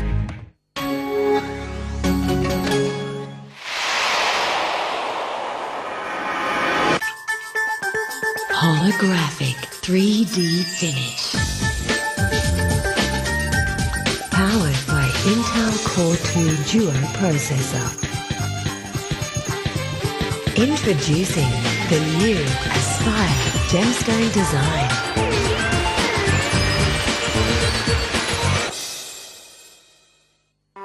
No city appreciates a sporting occasion like Melbourne. Grand Final Day is the ultimate. For a player, there's no greater thrill than running onto the G. For the football aficionado, the ultimate Grand Final experience is inside Centre Square. World-class hospitality and a prime seat at the game make Centre Square the ultimate way for you and your clients to enjoy one of the great days in world sport. Don't miss your chance to access the ultimate Grand Final experience. Find out more at centresquare.com.au. There's a place where many have fallen, where others fear to tread, and there's nowhere to hide. This Sunday, the Gold Coast enters the graveyard. Here come the big boys! To battle the mighty Melbourne Storm. Get a bit of that in there! And Monday Night Football becomes Sunday Night Football. Boy, oh boy! What a combination! Can the Gold Coast survive when they tackle the Storm? Live Sunday from 6, exclusive to Fox Sports 3.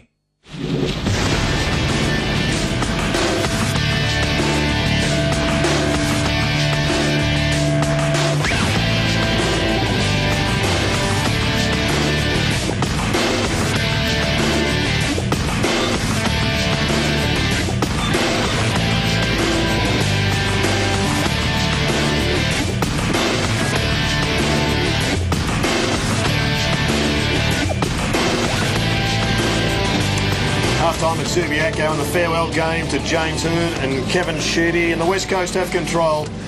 They lead by 38 points, 12-74 to Essendon, 5-6-36. Windelich has a couple for the Bombers, and Rowan Jones and Lacroix a couple each for the West Coast Eagles. But Glenn Jakovich, it is a memorable moment in that we're saying goodbye to a couple of the great legends of the game, but I guess there were some signs there in that last part of that second quarter to suggest that West Coast are capable of blowing this out.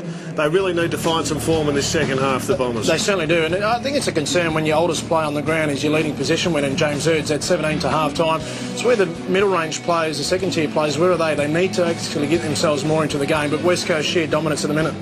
Centre break's going the way of the Essendon Footy Club. They're getting the ball halfway to that forward line. I thought Scott Lucas in that second quarter was a good move, him going forward. Most definitely, and kicked a goal and he's involved in another one, but just the presence of big blokes up forward, quick kicks in is what they did early in that second quarter. They need to do more of that, but they need the support in the middle of the ground. They've got to curtail the influences Dean Cox is having around the middle of the ground, as well as West Coast midfielders. First quarter, there was some pretty poor disposal by the Bombers, and I think we highlighted it a number of times that the West Coast can get the numbers back, and they got a pretty good coast-to-coast goal just by getting numbers behind the footy and the ball going in there. 3 against 1 it was, and then all of a sudden they shared it and the skills just didn't let them down. Well, this is what they do very well, and you see Adam Hunter, he's having some sort of a game, but his continue run, as you see there, hasn't got a lot of involvement. He had one handball, but the continue run, the continue talk, and here, what they do, they're very good with their skills, but they just hold possession here, and they just get Essendon off momentum. Adam Hunter, 3 passages of play there that he was involved in, like the pickup of Chad Jones there, and obviously namesake there, Rowan Jones finishes off from the goal. So very good in running the football down the ground, West Coast, and their Essendon need to counter very quickly. Jones have been everywhere, it would seem. So has Dean Cox. Hasn't had a lot of the footy, but his presence is just omnipotent. He is just a controlling body. He's had dominated the taps. His tap work absolutely outstanding, and that one from Ben Cousins set up a goal. The good thing about him, he's so good below the knees, as we see here. Forced the ball out. Could have won himself a free kick here, but he controlled the play there. And what I liked about it is this one-arm bounce. I mean, a big bloke, that is great confidence. Talk about influential players in the competition. He's got to be in the top 5. Yes, he's going to be one of the most damaging players come this September. Jay Nagle, well, he's made his debut. And importantly, his first couple of touches resulted in goals. One he gave away, and the other one, well, he kicked himself. That's what you like. He didn't go to ground, held his feet, got back involved, so he's had 2 passages of play where he's involved there. His second effort got Essendon their first goal, and then obviously this part here. I like it, left foot goal. Well done by Matthew Lloyd, the captain, but had the confidence to go on his left. He is a right footer. Great start to an AFL career, kicked the goal, and he'll remember that, but they need a lot more of the Essendon players. Midway through the season, I didn't know whether the big Q stick Quentin Lynch was going to lose his way or not. But over the last month, he's been one of the finest forwards in the game, and just putting this 1%er back-to-back with a great goal, that's why he's turned his season around. He certainly has, and it's one thing the match committee have worked on is not only just kicking goals, but what support he had around the ground, and he would have been kicking that goal, his heart rate would have been nearly 200, but he's been a much improved player in this back half. Not about kicking goals, his work rate around the forward line, and he certainly answered a lot of those questions this year. Well, hopefully we're going to get a pretty competitive second half, but right now Port Adelaide are being set a task by the West Coast Eagles, and they're doing it without a couple of their biggest names, of course, Chris Judd, who's busy down there giving some advice, and of course Daniel Kerr. But we'll be back with more with Dwayne Russell straight after the break from Subiaco.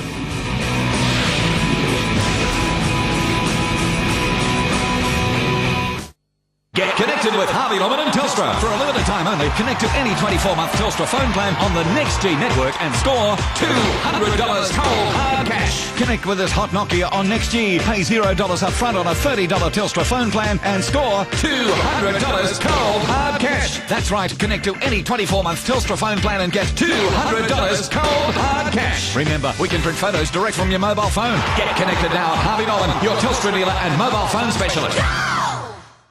Bunnings gift cards come in $10, $20, $50 and $100 values, so the kids can come in and grab Dad a $10 gift card, or Mum can come in and spoil Dad with a $100 gift card. Steel stepladder $36.90. Makita grinder kit $99. Endeavour 4-burner barbecue $399. Cordless screwdriver $79. Fire extinguisher $19.88. If Dad's got several children, he's going to do very well on Father's Day morning from Bunnings. Bunnings Warehouse. Lowest prices are just the beginning.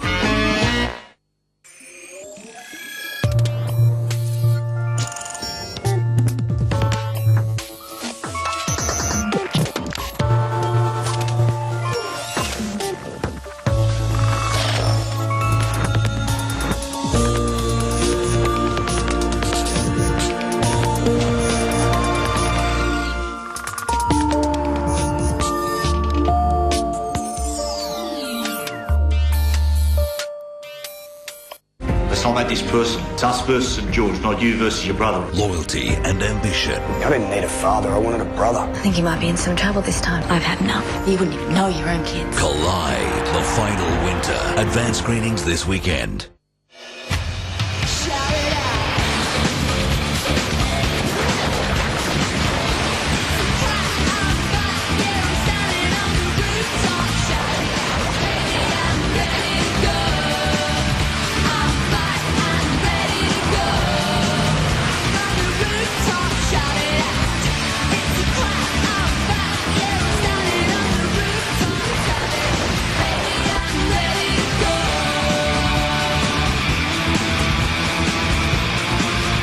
With a range including hatch, diesel, twin top, turbo and wagon. Which Astra are you? Hold an Astra from $19,990 plus dealer delivery and government charges. Go your way.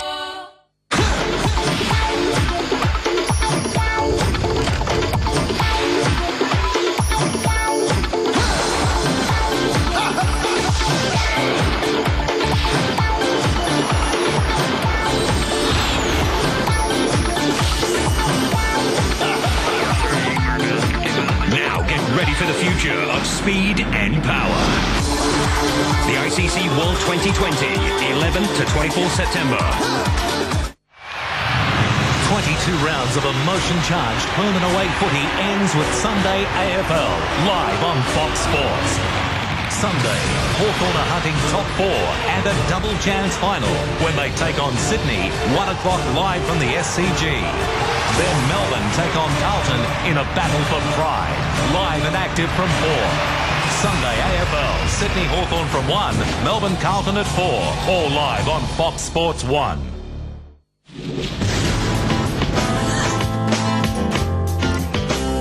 Beautiful afternoon at Subiaco Oval in Perth. The sun setting on two magnificent careers. James Hird and Kevin Sheedy here this afternoon. 38-point lead to the West Coast Eagles at half-time. Jared, things are going to plan for the Eagles. They certainly are, and not so good for Mark Williams and Port Adelaide, because that's the great conundrum is how much can the West Coast Eagles beat Essendon by, and we expect that will be the result, because that will then set the challenge for Port Adelaide and, of course, Fremantle. Well, as it stands right now, the West Coast Eagles have overtaken Port Adelaide in second spot on the AFL ladder, but as you say, it all depends on the performance by Port Adelaide tonight. Firstly, Port Adelaide would have to win, and secondly, they'd have to win by margin similar to the West Coast Eagles to jump back above them. But at least the Eagles are doing the right thing at the moment to do their best to grab second spot. And of course the prize is enormous. Not only is it a home game next week, but it is if they continue on to get to that preliminary final spot, you get the home preliminary final. So it's all important. Certainly is, because the West Coast Eagles have been in the situation before and lost it. Port Adelaide's been in the situation before where they've finished top of the ladder and haven't won flags. It all can revolve on something so minuscule like 0.01%. Yeah, it's amazing that's the situation. I think right now, when you've got the likes of Chad Fletcher coming through, getting into some really good form, Pritters has had a sensational second half to this season. The spectre of not having Judd and Kerr until very deep into the finals, and possibly Judd not at full strength at any of the finals, is becoming, I guess, diminished. Certainly you can never replace those two champions, but it is becoming diminished because of the strength and the power and the running of some of the younger blokes. At least the West Coast Eagles and Port Adelaide will be there. A couple of teams who've had disappointing seasons saw their seasons end today. St Kilda and Richmond, and they played out a close one, 13-14, 92 to 14-18, 102. So a 10-point win to the Saints, but it's not enough. They missed the finals. They do. Unfortunately, they just weren't good enough. St Kilda, they threatened. They had plenty of opportunities. They lost games that they should have won. They had the game against Collingwood in their control. They drew against the Bulldogs after having that one seemingly wrapped up. And in the end, it's a disappointing season for the Saints, and they need to get their act together while their best players are still young enough. The Bombers, they've got a half to get their act together, hopefully, for Kevin Sheedy and James Hird. They do get their act together and at least in some way overhaul this 38-point lead the West Coast Eagles have at half-time here at Subiaco.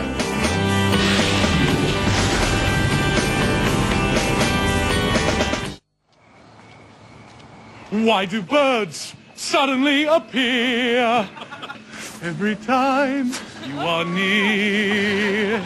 Just like me, they long to be close to you. La, la, la, la, la. Close to you. With over 1,400 locally owned bottle marts, chances are there's one close to you.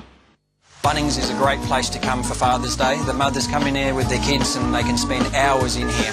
And if it was up to the kids, Dad would have one of everything. Bosch accessory set, $27.95. Multifold ladder, $149. Auto-wide hose reel, $99. Classic secateurs, $14.95. If you happen to find a cheaper price on a stocked item, we'll beat it by 10%. You've got to check out the 64-page Father's Day catalogue.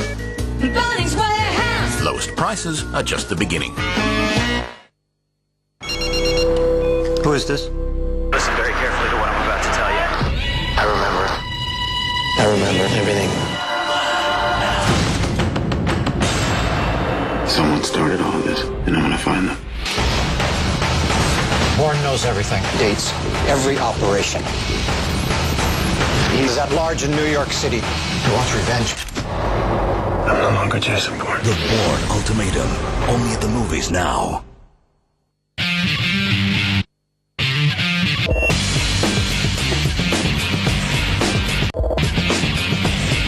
One of the world's most popular four-wheel drives now has advanced turbo diesel technology. The new Kia Sorento is ready for adventure. Kia, the power to surprise. Over 1.3 million Australian workplace agreements have been made. But what will it cost if workplace reform is scrapped? Independent economic research shows that in the next 4 years, 316,000 jobs will be at risk. Business investment will be $11 billion lower by 2011, And families would face a prospect of an extra 1.4% on interest rates.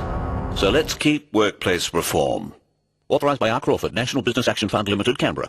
5 games, all live, all at once. Tonight, Fox Sports unveils the evolution of EPL viewing with Barclays Premier League Viewers' Choice. You choose the game you get into. Oh, can you believe it? For the first time in Australia, Fox Sports offers you live EPL multi-screen viewing. Split screen, full screen, 5 games, the choice is yours. Australian television history is being made tonight. Be a part of it. Press red for all 5 live. Barclays Premier League Viewers' Choice, exclusive to Fox Sports. Weekdays from 3, get ready for Fuel TV's all-new Afternoon Block. Hosted by our smoking hotties, the Afternoon Block is 100% guaranteed to increase your popularity and grades. The Afternoon Block on Fuel TV. Live 8:30 Mondays. Settle onto the couch with Gerard, Mike and Wolsey as they kickstart the footy week with uncompromising analysis of the latest news, results and opinions. On the couch. Live Monday, Fox Sports 1.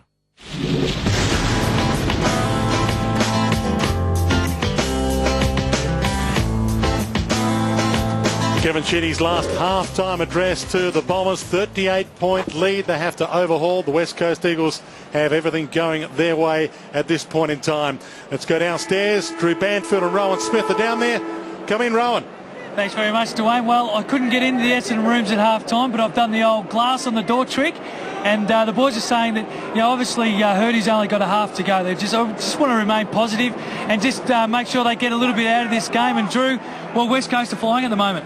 Absolutely, Rowan. John Worsfold and his assistant should just be saying, keep the pressure up, keep momentum going. Let's get a good score on the board in this second half. Daniel Chick came off late in the first quarter, and look, it'll take a lot to get him, off the ground and in his 250th. And once again, Rowan Jones his work rate's been fantastic this quarter, and a couple of goals has been crucial to the club. Some applause for Kevin Sheedy, and there'll be some jackets waved, no doubt, at the end of this contest. But at the moment, the crowd concerned with second spot on the AFL ladder for their West Coast Eagles heading into the finals, and at the moment they're on track to grab second spot ahead of Port Adelaide.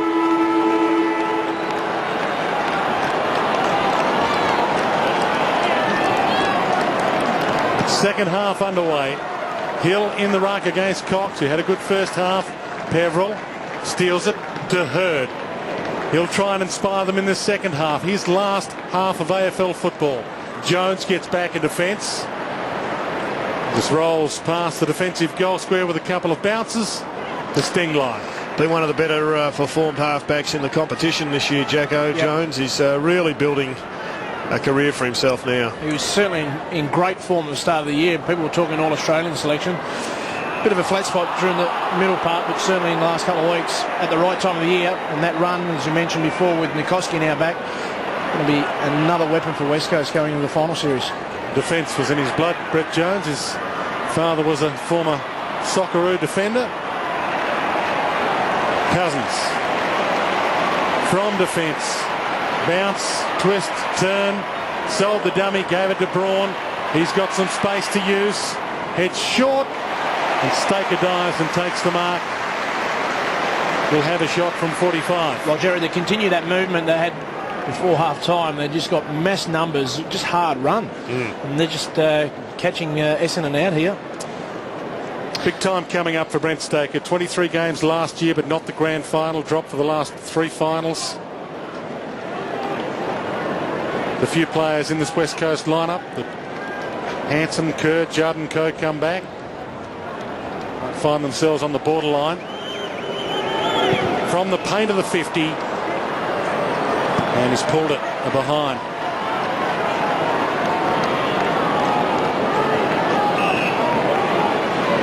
The Bombers try and rebound. Bolton with Braun, couldn't bring the mark down, but lays the tackle.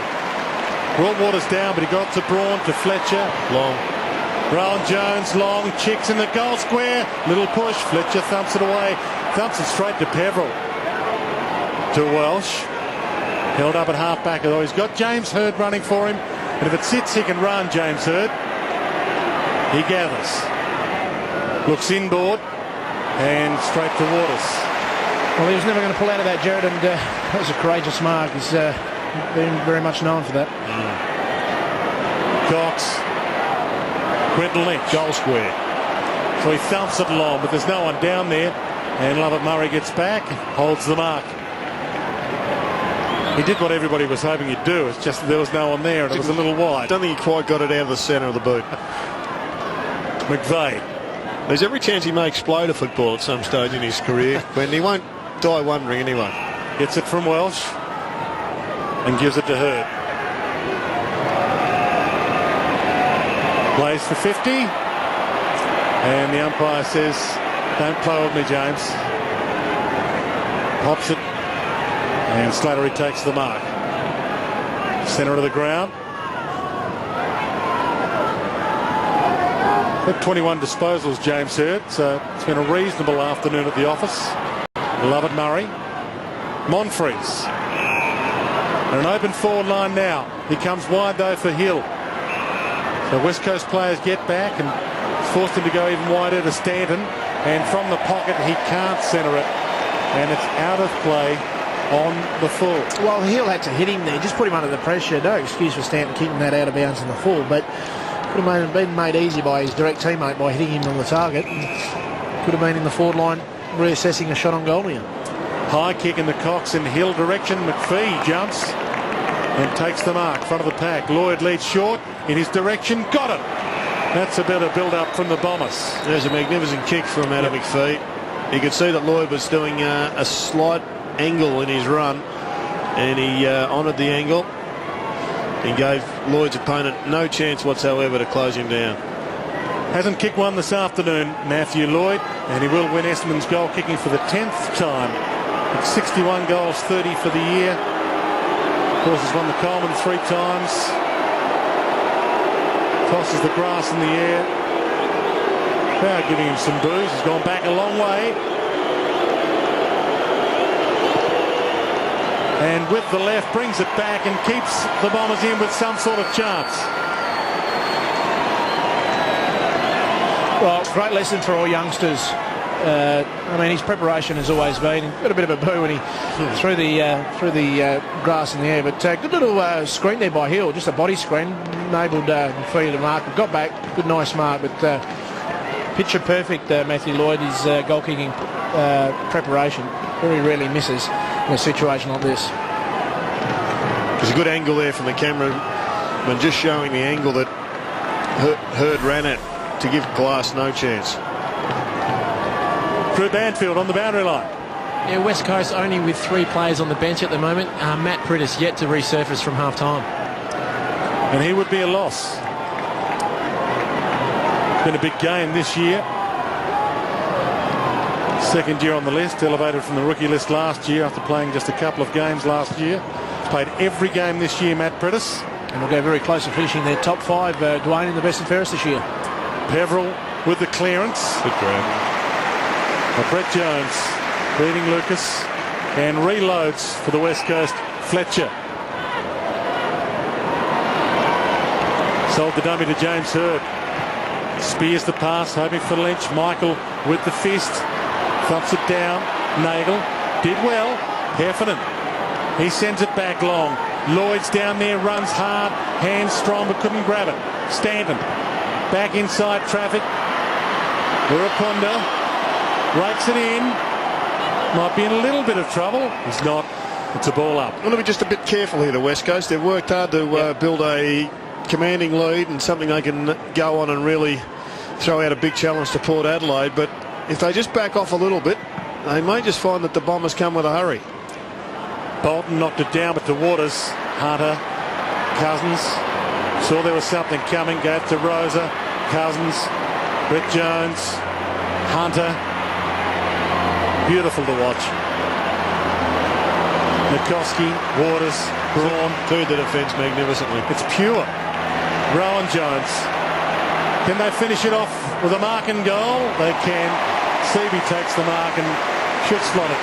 Well, they had a lot of numbers in their forward line, Essendon, trying to put some pressure on the West Coast, but they didn't have enough numbers. There was one man got out of the loop, which created the overturn, and then They ran the ball through hands beautifully to a point where Seaby gets a chance to just extend that lead. Was kicked 18 goals, 5 this year, Mark Seaby. So that's a fairly accurate rate. It's his home venue, knows where they are.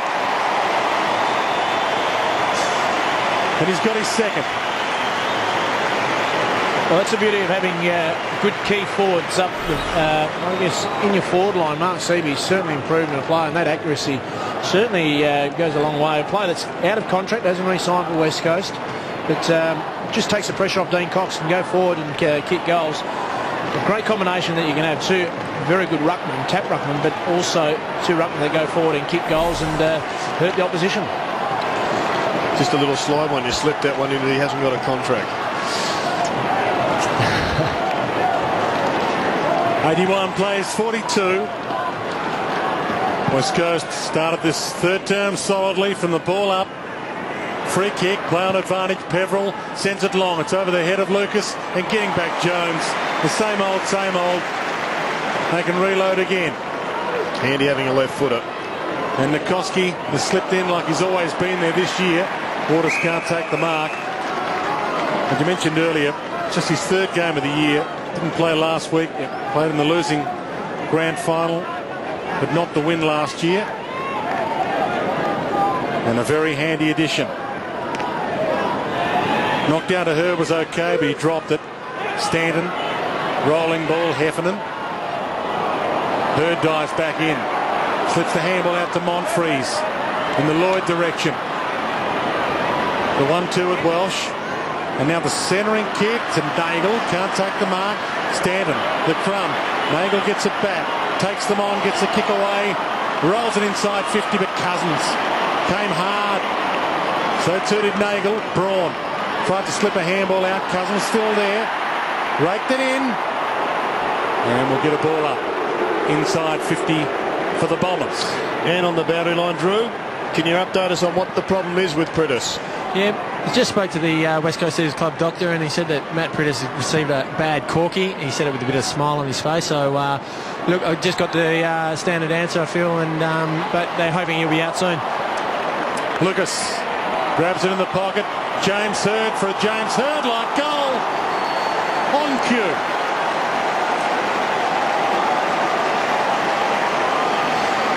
Well, you mentioned it before, Jared. West Coast, if they allow Essendon, they just need to get back-to-back goals here. But great play. They kept the ball alive in their forward line when West Coast have been mounting a lot of attacks. Haven't we seen that done somewhere before? Yeah, it's a class goal. It's the one that James owed that end of the ground. Yep. And the goals opened up for him pretty nicely. Good job there by Scott Lucas to set it up. Class act all round from James Hird. No hugging of a member of the crowd.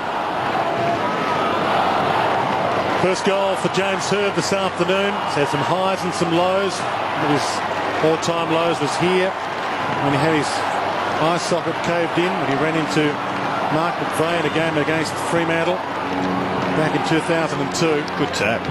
Perfect tap. It all depends on Kepler Bradley. If he can gather this ball, they're away. He keeps it in, and it's taken out. We'll get a ball in. 81 plays 48. It's not beyond the realms of possibility, but at the moment it's looking like the West Coast Eagles will finish the home and away season with a win. Lovett dives in. Pack falls on him, and we'll get another ball up. Another player who hasn't had as big a season as he would like, yet to replicate 2005.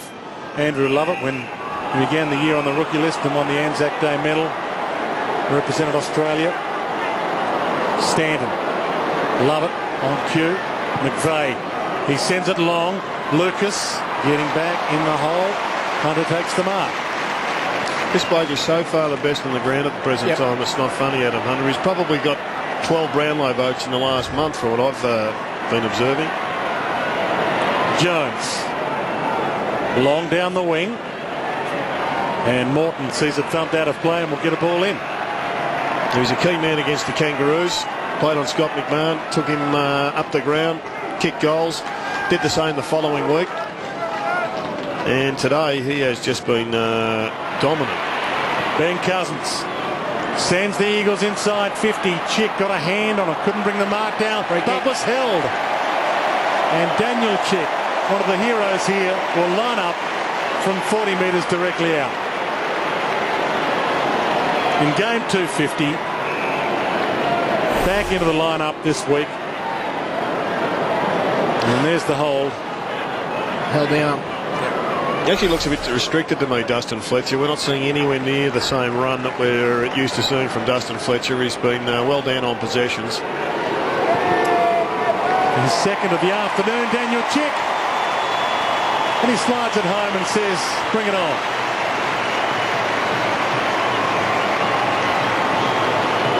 Looks to me as if Dustin Fletcher's here to out of respect for the two guys. But that's for him to worry about afterwards. He's got the whole of summer to get over whatever injury it is. And Daniel Chick, he's just getting himself into combat zone mode for the next month. Well, they just need to line the game up a little bit and just see if they're going to respond here. But another inside 50 by Ben Cousins.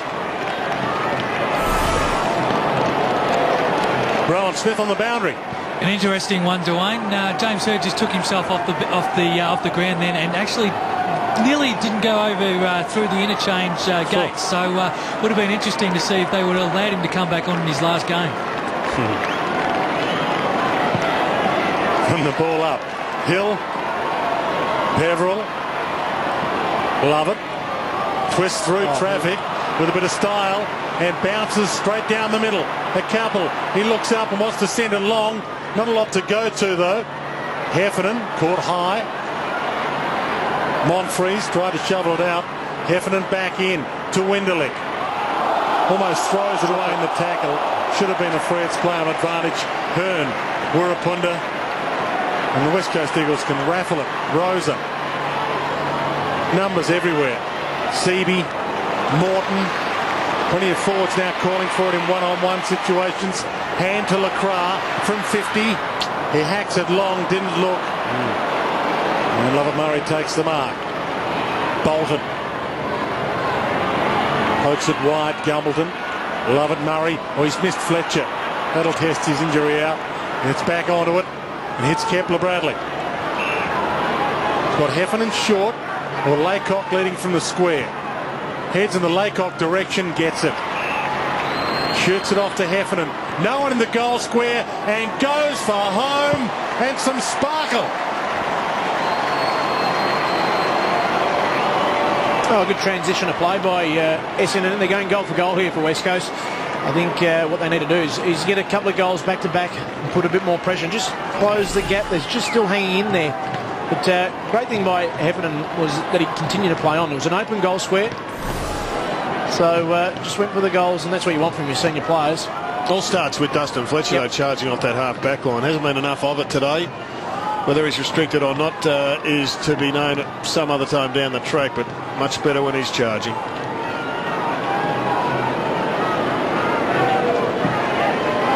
'87 plays 54. 16 minutes gone, third term. Seaby in the ruck, thumps it down. Jones, Rosa, Braun, back to Cousins. Shoots it wide. Brett Jones, back to Seaby, who peeled off wide, made some space. Fletcher, half volley was tough for him. Stanton steals it. Bombers have got some life all of a sudden. Gumbleton, Hill, handball missed the target completely. Chick. Rowan Jones can go all the way here. Takes some time from 50, loads up and kicks way across the face. Out of play on the full. Bit of a let off that one. The Eagles should have made the Bombers pay. It was a bad mistake through the middle of the ground, Essendon. Had Andy Lovett running really hard. If he hadn't got the footy, it would have been up the other end of the ground. McPhee. And the umpire says he played on whilst over the boundary line. It'll be a ball in. Harsh.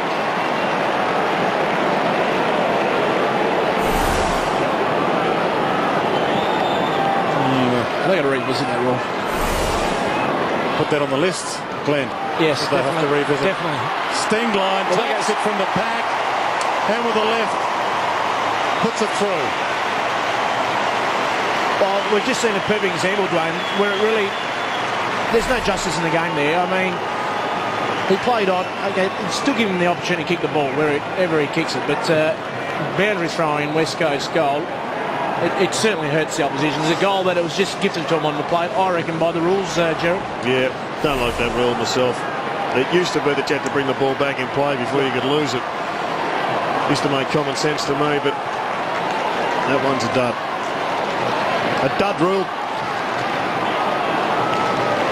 Tyson Stenglein, whose punt to leave Adelaide paid off for him last year. 106 games with the Crows. You're sitting next to Andrew Demetrio on the way home again, Jared, on the plane. We're on the way here. You got a rule change. Well, you fixed 3 on the way here. You can fix another 3 on the way home. Hurd dives almost, and it's been like that for the whole afternoon for James Hurd. It's been an almost kind of day. Braun had Cousins, slipped it inside 50 instead. McPhee could have taken possession. Rowan Jones, Cousins, here we go. Put it in the book, surely. He's a gem. Well, he's had to work hard for his possessions today and the goal, but that's what he's about. He is such an outstandingly hard-working individual. He's based his whole career on doing the kilometres. And Henry Slattery, as you pointed out a couple of times, Jacko, has done a pretty manful job, but it's impossible to lock down forever. And Rowan Jones, credit to Rowan Jones, he gets a lot of criticism, but his ability to win the ball and give it to the right players. In fact, he's had 20 possessions, 2 goals himself, so he's had a good afternoon as well. Kevin Sheedy working overtime. And Ben Cousins looking good in just his 6th game for the year. And the ball up. Slattery left it behind. Hurd. Work on hands and knees. Braun thrown away from it. Winderlich couldn't grab it. Now Hearn does. Cousins again. Rosa with a couple of options. Everybody screaming for it. Sends it long inside 50. Lovett Murray with the fly. Peveril and McVeigh. Spears it but to Stenglein. Takes the mark and the Eagles can reload. Cousins. He's having some quarter, Cousins. Rosa. Another bloke I think who rarely gets the raps because he's in such hallowed company. Tyson Stenglein. He's just a gun midfielder. But when you play with Judd and Cousins and Kerr, it's difficult to get yourself hailed as a great player, but that's exactly what he is. He's an outstanding player because he's so consistent. Waters to Braun. He's got Hearn. He's got Hunter and Hearn, in fact, so he uses them both. And Hearn can launch a ball from the 55, long and offline. And they're behind. He's another one that might explode a football one day, Jared. Yeah, no, he's one of the best kicks in the competition. In fact, maybe, Dwayne, if they gave 2 goals for kicks outside 50, during we didn't work out on that in the way over, then he'd be a much more valuable player. In fact, he can roost them from 60. If he worked on that father-son rule, Shannon Hearn would have played for Port Adelaide, Jared. His father was a very good player with Central Districts. I knew there was one you were keen on. Stand. In fact, Slattery gives it to Hurd. And he sends it along the Lloyd direction. Nice fly. Good mark. Matthew Lloyd. One of the umpire thought about taking off him for the hand on the back. Well, this late, round 22. Yep. You just get a feeling that that rule is going to raise its head in the next 4 weeks somewhere along the line. Did it raise its head on the plane? No. Right. Winderlich from 50. Let's just hope it doesn't cost someone a finals game.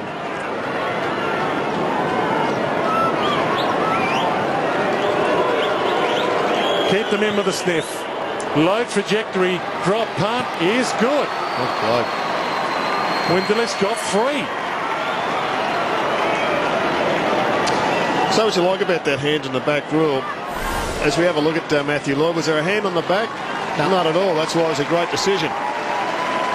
But the mix of whatever rule changes have been made and the contributions that the coaches have seen, the way that they've interpreted the possibilities of new rule changes, it's just come up with a brand of footy, Jacko, that I think has been as exciting as we've seen in years. Yes, yep, it certainly has. There's no doubting that.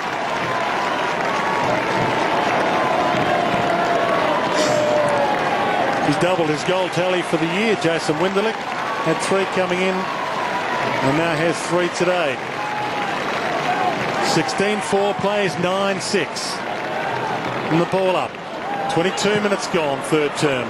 Heard the clearance. Kepler Bradley flies. Well done, Monfries. Almost took Monfries out, but he's okay. Braun, the 1-2 with Stenglein. Waters. He sends a long bomb inside 50. Big pack of players around it. No one can bring the mark down. Staker almost. Still almost. And still almost. We'll get a ball up.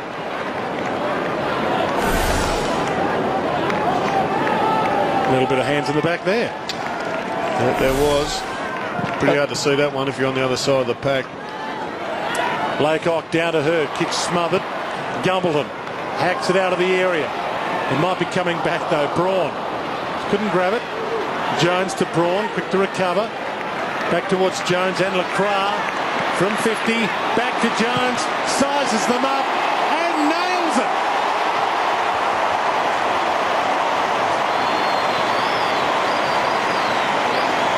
Michael Braun. Michael Braun involved in a number of passages down here. He's very sore and wounded, and he copped one of a Pebble Shepherd, and he's coming off for a well-earned rest here. But he kept his eye on the ball, up again, got possession of the footy here. But Rowan Jones is playing some sort of game. Good strength there to fend off his direct opponent. But Rowan Jones continues to have a fine season. I'm a big rap for him, Jared. There's a lot of criticism around about Rowan Jones, but 20 possessions, 3 goals. Very good player. 24 possessions, 3 goals for Rowan Jones. Just on Jones, Jacko, one of the criticisms about him is goal kicking. Well, that was one of the finest goals we've seen this month. It is, but the thing is, what he's done, he knows his role, he plays to it, gets the ball, and he gives it to, obviously, Cousins, Jayden Kirk. Doesn't try to do what he can't do out of his, what his ability allows him to do. Laycock with the clearance, marked by Kepler Bradley. Seems to be intrinsically involved in a lot of blockages for other people at stoppages, etc. He's been a great stalwart of this club. You mentioned players that just can't seem to get a Brownlow vote in this team. 156 games, Rowan Jones, and only the 1 Brownlow vote his whole career. So he's been helping other players get them. Kepler Bradley, a goal to his name. Now, you mentioned Wayne because you're obsessed by Brownlow votes. And Rowan Jones, I don't think, cares about Brownlow votes. He does his role every week. He'd probably love to get one at some stage. Well, maybe today's the day. There was a year when you cared about them, wasn't there? But they seem to be very much prevalent in your mind, in your research. Well, I work with a Brownlow medalist most weeks, Jared. I'm focused on the fact that it's the highest honour in football. That's not a bad kick, is it? Straight through the absolute middle. Well done to Kepler. 106 to 66. 26 minutes gone, third term. 4.5 minutes to maybe play their way back into it or back out of it, the Bombers. Free kick to the West Coast to Cox. To Cousins. Took on Heffernan. Didn't really win. Laycock. Knocked down to Chick. Wirapunda. Tucked into the pocket. Centres it to the goal square. Fletcher from 4 deep. Knocks it down. Mark not paid. Morton spins it around the body and sneaks through his third.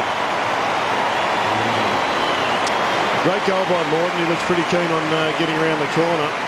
But they're just starting to make a statement here, the West Coast. Cox from the middle, got the ball forward. This one looked like it was going to be a CB mark. In fact, it was a CB mark.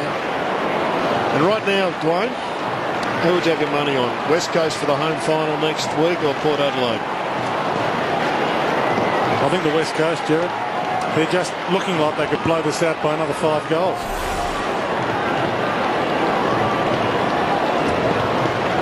Well, it was meant to be a celebration of 2 great careers, but it's slowly turning into a funeral in some respects for Essendon's season. 18-4 to 10-6. That doesn't help either.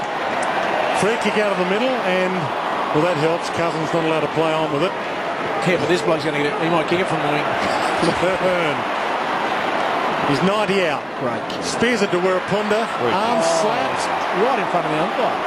And the umpire says no. All three umpires say no, and Gumbleton takes it out. All 46,000 and a half umpires. This is the rule. This is the rule has to be revised. We asked Andrew Demetrio this morning, and he reckons it's clear cut. Well, that is clear cut, hands in the back, but the umpire don't play it. Might have been just a bad decision. I think that is clean cut. From the ball up, Peveril. Spears to Slattery. Lead comes from Lloyd. It's all about how good the kick is. It was good. Lloyd's hands pretty good as well. And he pops it to Lucas. In range. Yes, and it's already been accurate today. Scotty Lucas with a good season in front of goal. It's kicked 1-1 so far for the afternoon, and 54 goals, 26 for the year.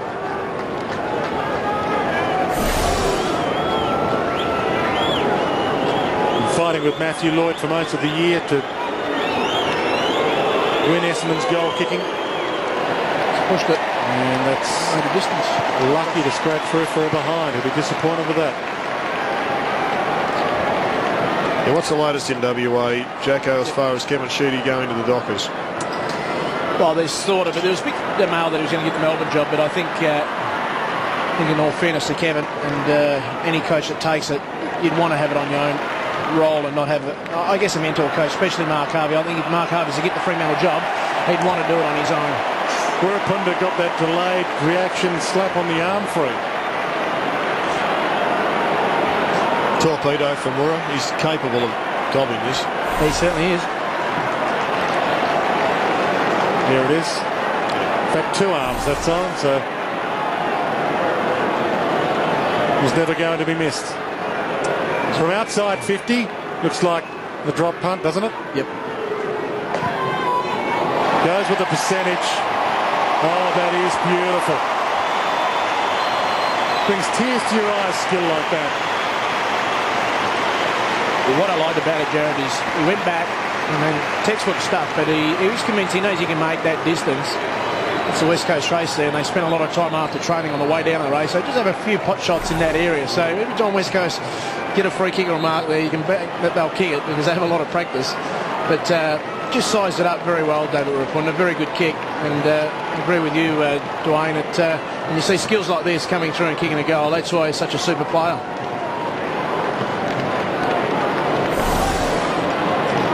$22 goals for the year now for David Wirrapunda, and it's blowing out by the minute. 118 to 67.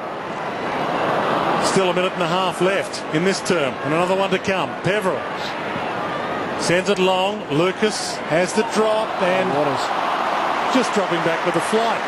Anything could have happened. Could have been killed. Took the mark. Kick wasn't so good.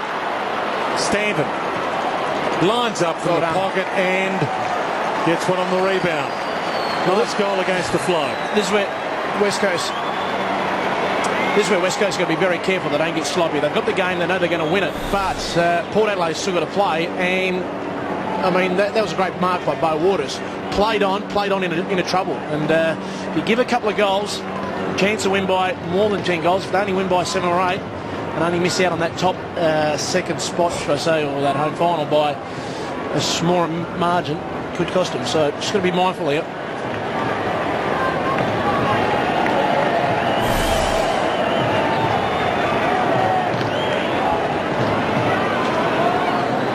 Brett Stanton's numbers, 118 to 73. Could come down to point something of a percentage point. Second and third on the ladder. Every score important for the West Coast. Cousins slides it inside 50. No mark. McCrath fights on. Welsh, Fletcher sends it outside 50, and the mark taken by Stanton. McCrath should get a look at that video there, because he just put up one hand. He should have used his other hand, got himself free and taken that one in both hands. It was an opportunity on a brilliant kick from Cousins. Heaven's kick finds Lucas on the way back. Caught. A lot of handball options. Nagel, love it. Monfries, if he gets there, he can have the last shot of the quarter. It was a good kick there. by Andrew Lovett. Could have gone for goal, but he saw Monfries in the corner of his eye and just popped it up in front of him to run on and take an easy chest mark. The chance we mentioned for them to get back-to-back goals, as we saw, just saw him in the corner of his eye as he peeled off his player there. And Angus Monfries is a chance to kick another goal and just reduce this margin a little bit. He's a regular kicker of goals, virtually averages a goal a game. Second on Essendon's goal-kicking list behind Scott Lucas last year. And this for number 16 of the season, and the siren holds him up. Before Kevin Sheedy's last address to the Bombers after 27 seasons as coach. And that's a shocker. And it's a disappointing end to the third term for the Bombers. But Kevin Sheedy walks to the huddle for the last time. James Hird walking towards him. It'll be a disappointing time for the Bomber fans looking at that scoreboard and looking at Kevin Sheedy and James Hird. The West Coast, though, are happy. 19-4, 118 to 11-8, 74.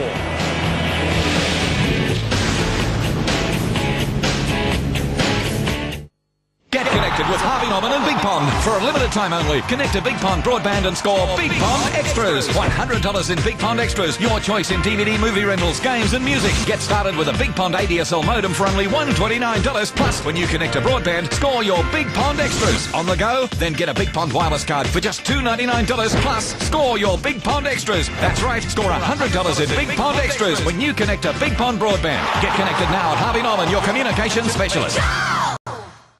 Bunnings gift cards come in $10, $20, $50 and $100 values, so the kids can come in and grab Dad a $10 gift card, or Mum can come in and spoil Dad with a $100 gift card. Steel stepladder $36.90. Makita grinder kit $99. Endeavour 4-burner barbecue $399. Cordless screwdriver $79. Fire extinguisher $19.88. If Dad's got several children, he's going to do very well on Father's Day morning from Bunnings. Bunnings Warehouse. Lowest prices are just the beginning.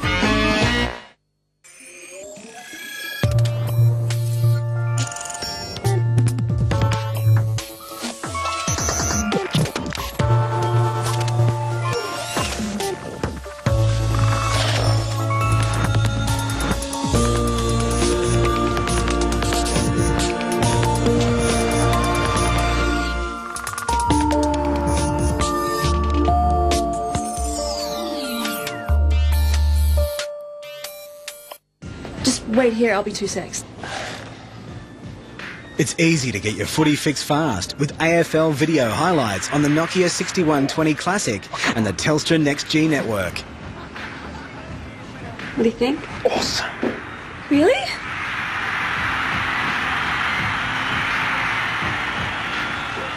You look good. Ask for a demonstration at Telstra shops today.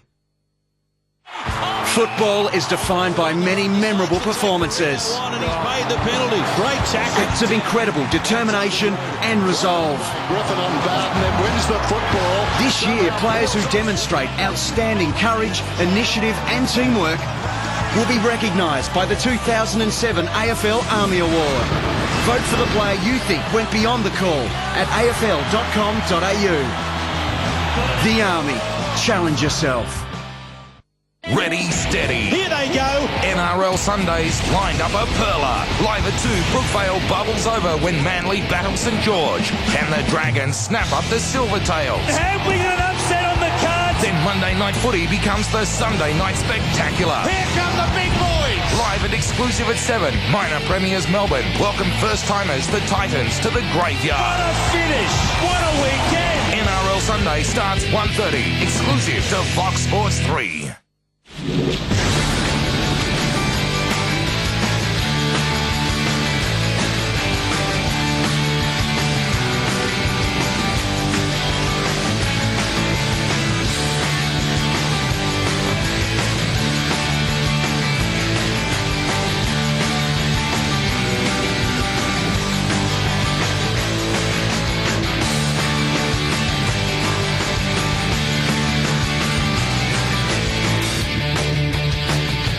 .4 lead to the West Coast Eagles at three-quarter time here at Subiaco. Things go to plan for the Eagles in their push for second spot on the AFL ladder at the end of the home and away season, heading into next week's first round of the finals.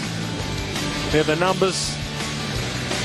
And disposal-wise, in fact, doesn't matter where you look, really. It's been the West Coast Eagles that have been dominant, although the centre breaks show that the Bombers haven't been all that bad when it comes to clearances from the middle. John Worsfold addressing his men for the last time, and for the last time Kevin Sheedy addressed his men and is downstairs with Rowan Smith. Well, Kevin, the last time you've got to address the boys, what did you say to them? Oh, look, I think they've just got to make sure it's an exciting last quarter for them, and they've got a half hour of the season to go. We've kicked 5 goals. Unfortunately, we've allowed them to kick too many easier goals, stoppage goals, like, when Stengline just got that too simple. And obviously, we're just going to make sure that we'll leave our young kids on the ground, get them on as much time on the ground as we can, and let's see if we can go over target to get 16 goals.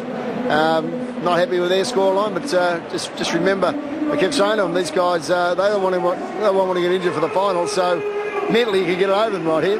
Thanks for your time. Kevin Sheedy, 635 games as Essendon coach, 4 premierships, 84, 85, 93 and 2000, 60% winning record, 27 seasons at the helm. And James Hird, game 253, his final game for the Bombers. And there's not much James Hird hasn't done. And it was classic Sheedy, just positive until the finish, optimistic, positive, giving a solution, giving an idea, giving some hope. And whilst most viewers are suggesting, well, they can't win the game, Sheeds is just thinking about the next goal, the next excitement, and Hird doesn't let him down. Goes to Nagel, so the old and the new almost combine. Hird dives back in to try and stop Hearn. And there's a free kick. Play on advantage. Cox to Nikoski, who sends a long bomb inside 50. Big fist by Quentin Lynch. Thumps it down to McPhee. Shoots the handball out to Slattery. And now Lovett, who's got Lloyd short, but he led a little wider than that. Forced to come back onto it. And Glass was right with him. And we'll probably get a ball up. No. Rippler Bradley shoots it over the top. Hearn to Rosa. And the West Coast can reload. Wirapunda couldn't trap it.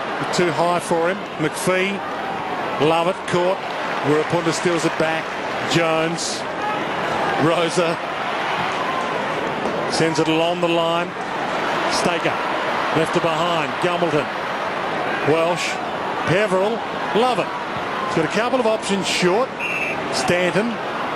Lucas leads back, it's in his direction, and he's got it. Well, there's some really good signs for Gumbleton, Jacko. Yep. He just looks a player. He's just not quite on the pace at the present time, but when his brain catches up with the tempo of this game and the body develops, he's going to be a really good player. Well, he just stayed in the contest here. The most important thing here, Jared, he didn't lose his feet until the ball was there. He was able to slap it out, and basically this is the reason why Scotty Luke's having a shot on goal.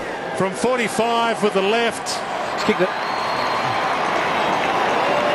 And he keeps them in with a slight chance of sending Hird and Sheedy out with style.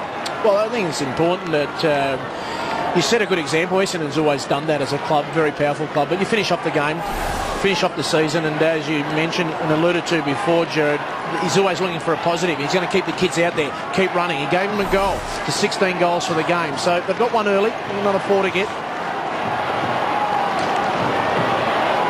Scotty Lucas has kicked his second goal now. Would have liked to have seen that move a bit earlier. He's always going to have an opportunity to shoot on goal. 118 plays 80. Cox in the ruck against Hill. No free kick. Hird traps it, but he's in turn trapped, and we'll get another ball up.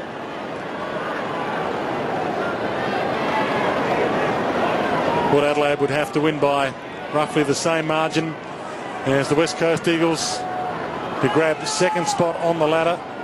Such an unknown, that game, though, given what happened to Fremantle throughout the week. 6 players dropped. Difficult to know what attitude Fremantle were taking over to that match. Braun to Stengline. Peveril gets there, uses the fist, but thumps it down towards Fletcher. Traps it. Back to Stengline, now to Braun. No one to go to. And can't get the handball away. That's holding the ball shortly. Play on advantage. No, it'll come back. The boss holding the ball. And Monfries will take it. It's interesting here, Jared, as Kevin Sheedy had said, Jared, that they got finals to play. Get in their mindset. They wouldn't want to get injured in this last quarter, but just look like they've dropped off the accelerator here. West Coast, couple of silly mistakes, turnover here. Yep. I'd rather get one injury though, Jacko, and have a home preliminary final. Yep, that's right. Have a clean bill of health and give up that. Right. Lloyd to Lucas. Might depend on who the injury is to, Jared. Always blind. Lucas tucked into the pocket, but this is within his repertoire. To make it a 2-goal start to the final term for both Scott Lucas and the Bombers. And this would keep them in with a chance. Tough kick. On the good side for a left footer. Gives it a long go. Good shepherd. It's there. 2 goals in 2 minutes to Scott Lucas. Well, he mentioned it before, and he's had 5 shots on goal, considering he started in the back line, but playing in front. Good mark. It was a good goal. It was a good shepherd. But I just sensed West Coast that a couple of the big blokes at the goal line just looked a bit tired, Jared. Yeah, they were well shepherded. That ball should have been touched or stopped. Let's have a look at it, Glenn. Yeah. Dean Cox is a big body. Just he wasn't in the right position there. Got to get someone to run at it from behind the goal umpire. Lucas has 3, and have the Bombers got one last effort in them for Sheedy and Hurd. From the ball up, Cox, Stengline, Trap, stolen back by Hurd. He's trying to inspire them as well. To half forward to Bradley. That's 3 out of 3 centre clearances this quarter. Heads wide towards Monfries. Clean bowled by it. Braun had to go back and get it. Sends it back to Glass. Free kick with play on advantage. Hunter. Cousins. Rosa. For the 1-2 again. Long kick. Lynch. Doesn't get the free for the hold. You thought it was there, Jared? Looked like it. Gambleton. Caught by Warapunda. Dragged down. Crowd want ball. And they get it.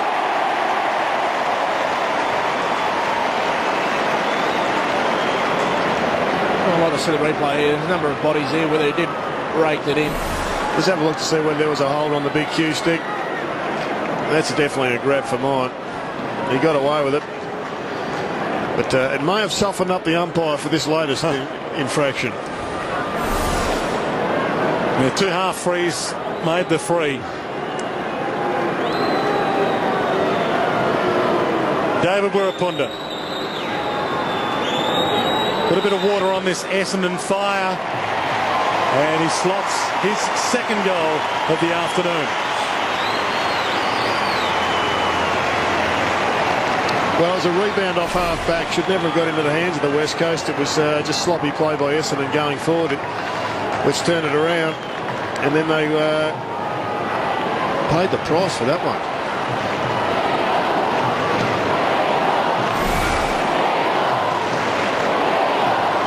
Well, the crowd's starting to get a bit vocal here. I know it's coming to the end, but they just want to get their players up and just finish off and extend that lead out a bit more. 2-goal, 18 possession afternoon for David Warapunda. From the ball up. Cox and Hill go at it. Monfries tried to trap it. Tried to squeeze out a handball. Stolen by Cousins. Sends it inside 50. The bouncing ball. Michael. He couldn't grab it. Welsh plays for the free. Doesn't get it. Jones. Straight up in the air. Rosa will fly. And takes the mark. Great grab. It was a great grab, Jared. He's the only bloke that kept their eye on the ball. Plenty of hang time. Speaking of which, did Savronka get a contract this morning? I think he did. I think he might have jumped into $1 million contract, which wasn't a bad result for him. Since when have you been a follower of Gridiron, Jared? I haven't, but I was sitting next to you on the plane, Blaine, and you told me. Looking forward to the opening of the season on Fox. No doubt you, in a couple of weeks, Jared, we're sitting back watching Sav load up from 60 and 70 metres. Rosa to load up from 40 Disappointing. And he's missed. Well, he needs to kick them to just finish off his game. He hasn't kicked a lot of goals this year, but he's certainly a ball magnet. He knows how to get it. But as a great midfielder like Cousins and Judd, they do kick goals. That's what he needs to develop more into his game. Stanton got it from Welsh, gives it wide towards Heffernan. But Jones is with him. Heffernan almost. And we'll get a ball in. Time ticking away for the Bombers now. 1:25 to 86. And time ticking away for that man, Kevin Sheedy. The other thing they're doing here, that Hurts is a spare man now, so they're just blocking up West Coast. They've got back into a position where there's a bit of respectability. They don't want it to blow out. Morton. Stengline likes the look of them from 48. It's across the face, and it's kept alive by Fletcher. McPhee. They're on here. Monfries traps it. Took a bit of time to do it. Back into the corridor. Hurd. Vision. It's got David Hill who can run. Being shut down by Staker, but he gets the kick away. Lucas again. Done that very well, Jared. He protect the line of the ball. I mean, he had his opponent at bay. Just made it hard for Jones to come over the top. If he did, he would have forced him into a free kick. He just backs off here and just protects the ball. He's very good with his hands. He's one touch, and that's why he's such a good forward, a very good forward. A chance to kick his fourth here. Massive kick in the context of this game. Starts it right, brings it back. Sensational kick given the circumstances. The Bombers not out of it. Well, it was just good transfer of play. Once they won the possession of the ball, I mentioned before, James Hurts playing that role in that back line on that occasion, but they won possession of the ball, ran it through back from the middle of the ground and finding options. It was a good play. It was a great mark by Lucas. It was a class mark, that. That was a ripper, wasn't it?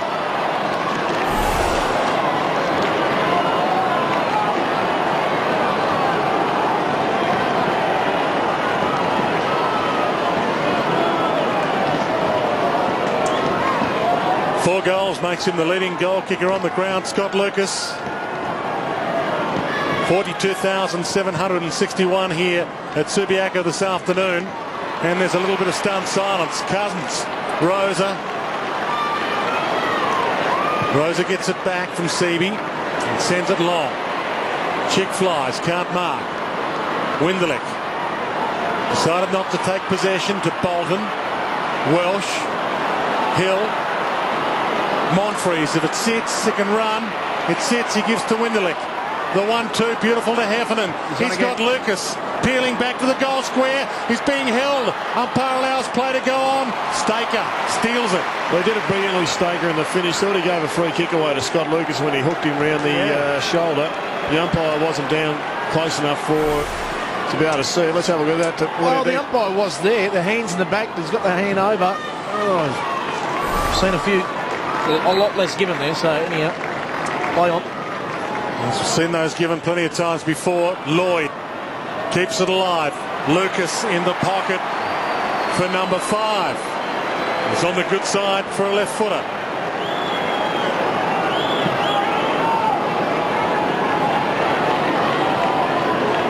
Crowd almost totally quiet at the moment. 125 to 92. From the pocket, nice off the boot. He likes it. He loves it. He's got 5, and the Bombers have a sniff. In Port Adelaide are in ruptures, or raptures. They have erupted with raptures because they can't believe this comeback from the Bombers. Once again, a forward playing in front, and that's what he does very good. He tracks the ball very well. Very good, versatile player is Scotty Lucas, but when he plays in front, he just knows how to get in the best position, and he's finishing today. He's had 7 shots on goal. For a bloke that started in the back line, it's not a bad start. Well, it's still a long shot, but the Bombers could turn this into a where were you when kind of moment. The final game for James Hurd and Kevin Sheedy. And they come back from oblivion in this game. From the ball up, Slattery went a little high. Umpire allowed it. And we'll get another ball up.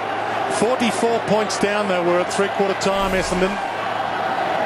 And it's now game on. Seen those paid before as well. Hill in the ruck. Beautifully to Heffernan. Where's Lucas? Here he is, blinded by the sun. Can't get a fly at it. Knocked past McVeigh. Welsh traps it, takes them on. Not a lot to go to. High towards attacking 50. The sun blinded Monfries as well. He's gang tackled high and he'll get the free on 50. Maybe just beyond his range and he knows it. Lloyd's on the lead. He's got 2 to beat. Big fist from Seaby, thumped it down.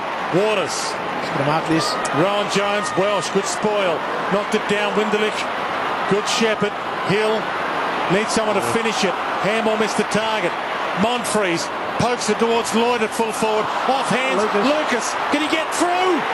You bet he can. He's got 6. Well, they're going to snip here, Jared, and it's all their players are rushing forward. They're rolling the dice a little bit, but West Coast, they're getting their mindset. West Coast kicked to a 2-on-1 situation out of the back line there and force the ball to ground, but they're just getting front and square. They've got numbers. They're going to finish it off. It's for James Hird, it's for Kevin Cheethy, but it's for the pride of the Essendon Football Club, and they've risen the stakes. Well, Sheeds has left the bar too low. They've already got 16 goals. Yep. Now they're chasing 20.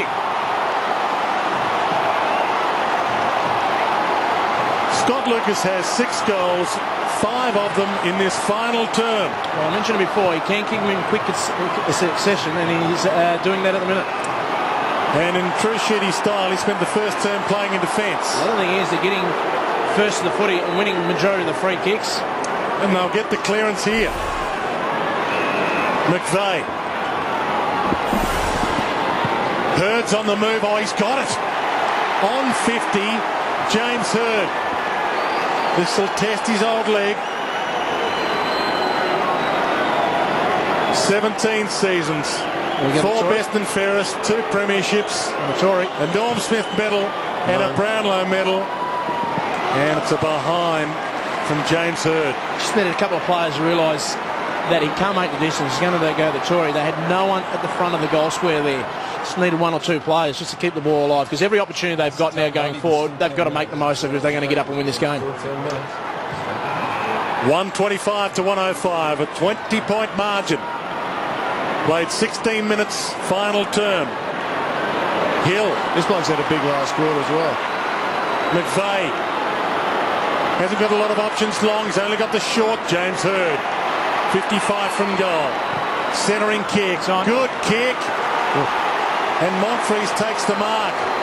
Oh, it stopped the West Coast. Well, he had the shot on 3/4 time and missed it. Jared, you said it. They've stopped. Staker's gone to the other end of the ground. Cox is back on. It would be a fairy tale way to finish. And he can keep the fairy tale alive here. From 40, he salutes.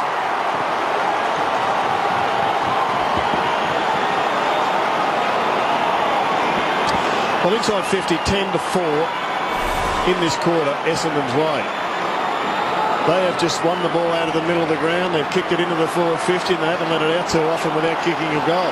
Been quite superb. James Hird this time abandons the taunt and he spears it in, and it was a pretty good effort by young Angus Monfries, because he actually just slipped a little bit prior to getting that. With good strong hands in front of Shannon Hird. Big clearance. It's still beyond 2 goals. But all of a sudden, there's plenty of time. 125 to 111.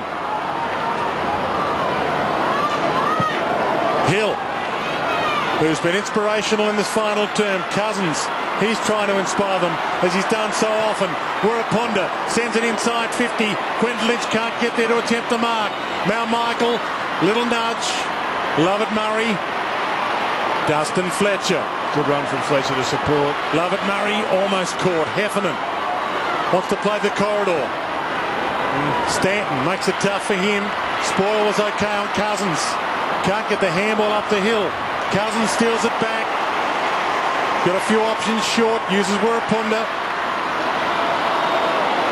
Back to Waters. And from 40, across the face slightly. Good spoil, knocked down by Bolton, but it's rolled through for a behind. A couple of bad skill errors there by Essendon, let the West Coast in, but in the end they weren't able to make them pay. The crowd on the edge of their seats at Subiaco, almost in amazement. Stanton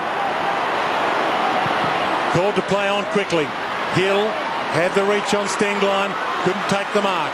Jones, Cox, Glass, Rosa with some poise, sends it long, misdirected though. Good fist, thumps it out, and will get a ball in. 50 from the West Coast Eagles goal. Important contest there by Staker. He had to. He was 3 deep, but he just had to get it. A bit of skin on Mel Michael and force the ball out of bounds here. Laycock doing the right work with Cox now. McVeigh tries to hack it out of the area. Waters to Rowan Jones. Thumps it back inside 50. Gumbleton gets there with Laycock. Thumps it down. Stanton to Wirapunda. Wirapunda dives in. Stole it to LaCroix. Turns it over. McVeigh. Laycock. Welsh. Miss out a wing if they can get it going. Lovett can run. He's got Heffernan inside if he wants him. No one comes at him to Shepherd. Still got Heffernan. He's got Stanton. And now back to Kepler-Bradley. Spears the pass to Lucas. He's into Lucas' pocket. He dropped it. But it's thumped out of play. Lucas thought he had enough of it, or at least deserved the free. See the angle. Just spilt out. He's been very good there, Lucas, with his hands. Laycock against Cox. Keeps it in. Almost throw over his head. McVeigh. Lucas. Man him up. He plays on. Around onto the left, like shelling peas from there. And they're still coming, the Bombers. Well, how was he allowed to get open space there? That's the big question. West Coast, not only have they stopped, but they just lost their structure a little bit. A lot. Well, they just kept pushing it forward. They kept persevering. And still no one believes that Essendon are going to win this game, Dwayne. When they were 44 points down, no one gave them a chance. And yet they have continued to believe in themselves. And they are an outside chance to win the match. 126 to 117. 44 points down they were at three-quarter time. Lucas has 7. 6 of them in this final term. Love it. Sets it wide. They're inspired at the moment. McPhee. Lucas again. Drops it. Free kick. Gets the free. He'll line up for number 8. West Coast have stopped there. They're in a lot of trouble here. I mean, they're just running the ball through the middle of the ground as we see this free kick come in, but good kick in front of him. There's the kick there. He's hanging on to him at the end. Well, this is just unbelievable. It is hard to understand what has happened in this game, but they are inspired, the Bombers. Lucas has 8, and the Bombers could steal the most unlikely victory of the year.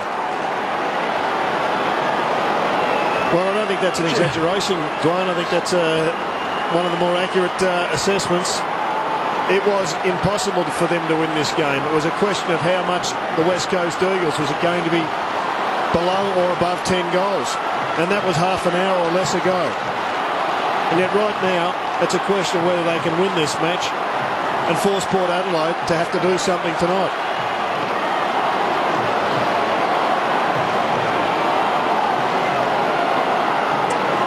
Well, who says fairy tales don't come true? We're seeing one unfold in front of our eyes. 126 to 123. The Bombers are 3 points from the lead. And the Eagles will put extras in defence. From the ball up. Just 3 men in their forward line now, the Eagles. It's all about the clearance. Hurd might get it. Just shuffles it towards half forward and Monfries to Peveril. Caught. Handball finds Wirapunda. They had the loose men waiting for that kind of handball. Rowan Jones. Chip kick from Hunter. Into defence now, the Bombers. Morton. Open forward line, of course, with all their numbers in defence. Mount Michael, that's his trademark. A defender's punch that finds the boundary line will get a ball in. Another project player that Kevin Sheedy has brought to Essendon over his 27 years at the helm. Mount Michael, out of retirement. Laycock, that surely won't be deliberate, will get a ball in.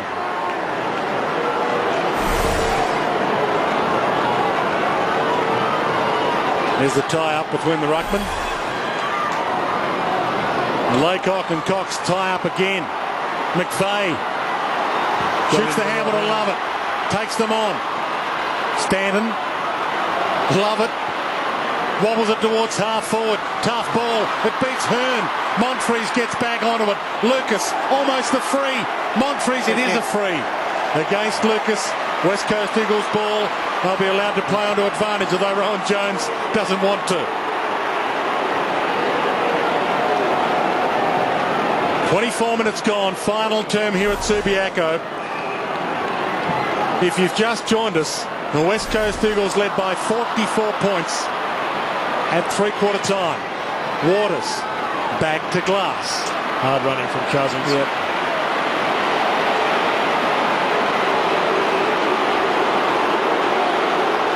Glass sends it wide. Hearn, Haverhill, strong hands.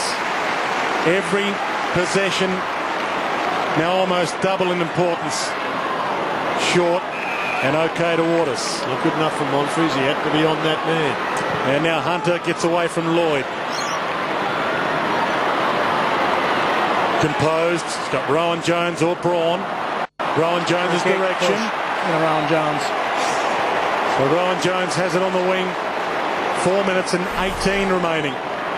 Second spot on the ladder in jeopardy for the West Coast. And he sends it wide. Chad Jones takes the mark on the boundary. Quentin Lynch on the move. Now Michael's with him. No arm slap free. Hurd keeps it alive to Michael. Turned over. Nikoski stole it. Kicked it across the face. And no score. Still a three-point ball game. And Fletcher can play on quickly. Welsh. He's got players calling for him everywhere. Nagel, the first gamer. He can't grab it. Peveril to his own advantage, but then out of play. And will get a ball in inside 4 minutes to full time.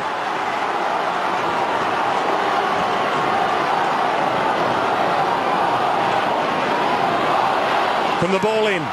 Hill. McVeigh. Heffernan. Well done. Shoots the handle to McVeigh. He's got Lucas. One-on-one inside 50. Lucas is on the move. Grabs it. He's on the left. He got half a trip. And no free kick. He kicks it behind. Well, he should have made more of the stumble.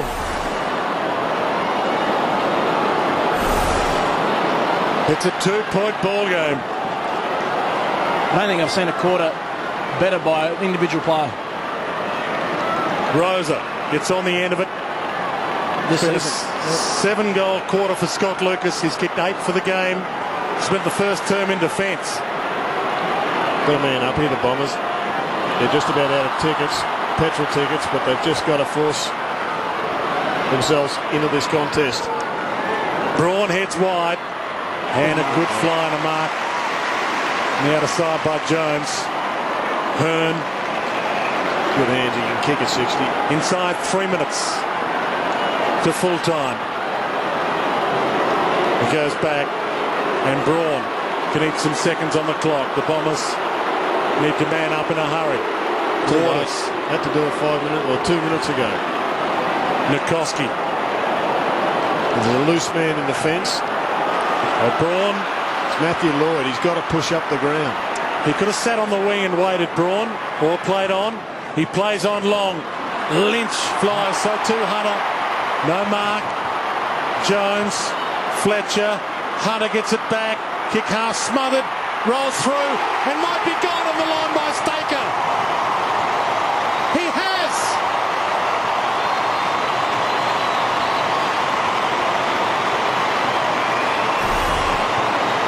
Oh, just a big goal they needed at West Coast because they are spent. They're just limping over the line here, and lots of fortune, but you've got to be at the right place at the right time. And Staker just tracked the ball, followed it, fortuitous with a bounce. But they shouldn't have been in this position in the first place, Jared. No, but that's can happen in footy, as we all know. They're starting to think finals. This game ain't finished. It's not over yet. Important clearance, this one. 132 to 124. Hunter Spearman. 2 minutes remaining from the ball up. Perfect clearance. Hurd dragged down though. Couldn't get the kick away. Heffernan. Lovett Murray. There's Hunter. They've gone the double team here. And Lucas has 2 to beat. He was almost held off it. Hunter takes the saving mark. And he can eke the seconds away to Rosa. 90 seconds and counting. They need 2 goals, the Bombers, to steal it. Waters. Good ball in the middle there. And Braun should hold this up and take another 10 or so off the clock.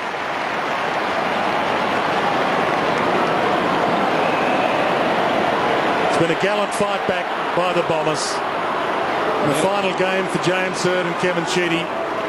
44 points down at three-quarter time, and Jones holds it up in the pocket. Second spot on the ladder. Still an option for the West Coast Eagles, depending on tonight's result. Waters back to Jones, and they just have not manned up quickly enough.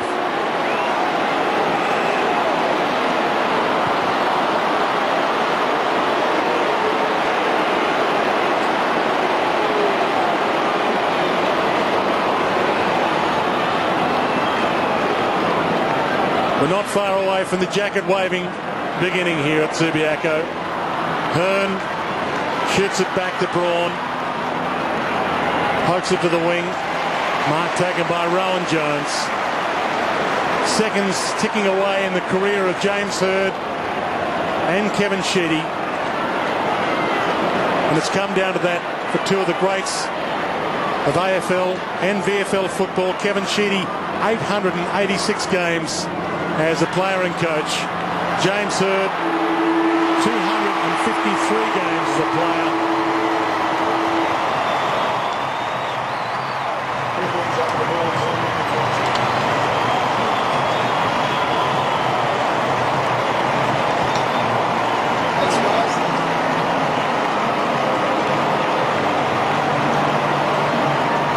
It's been a long goodbye for James Hurd and Kevin Sheedy, but the final curtain has come down here at Subiaco. And the famous jacket wave, Kevin Sheedy has given this great game of AFL football so many things. Introduced more Indigenous players to the game than any other coach. Helped start the Anzac Day tradition of games between Essendon and Collingwood. And the jacket wave at the Melbourne Cricket Ground in 1993 against the West Coast Eagles is the way that it will finish here at Subiaco Oval today, for the man who not only coached 635 games for the Bombers over 27 seasons, but had 4 premierships with the Bombers to add to his 3 premierships as a player with the Tigers. And when I spoke to Kevin Sheedy during the week and asked him what he'd like me to say when he walks off an AFL Oval for the last time, he said, remind them, tell them, he had a lot of fun, this boy. And Daniel Chick, in his 250th game, is downstairs after celebrating with a victory, is with Drew Banfield. Chicky, a tough game, mate. Obviously at half-time looked like you had them covered, but they really rallied. Yeah, it was a bit of a shootout in the first quarter, which a bit disappointing. I mean, we're kicking some goals, but you know, they had 9 or 10 goals at half-time. We tried to restrict that, but to their credit, they kept going, and Scotty Lucas almost won the game for them. Mate, the throat sounds all right. You've had a couple of unusual injuries. How's the body going? This is the best the throat will get. You know, the voice box is a little bit paralysed the rest of my life, but at least I can talk a little bit. And look, slight chance to keep second spot. Are you going to watch the game tonight? No, I've still got to recover a bit, mate. I'll just sit at home and get some rest. Mate, good luck for the finals. Thanks, Gunners.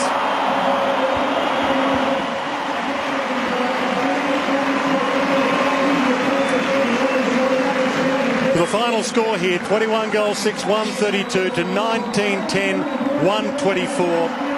There will be some formalities here at Subiaco Oval, but for the West Coast Eagles, they can at least breathe a sigh of relief in some respects. It all comes down to tonight, whether they finish second on the AFL ladder, but at least they've finished with a victory.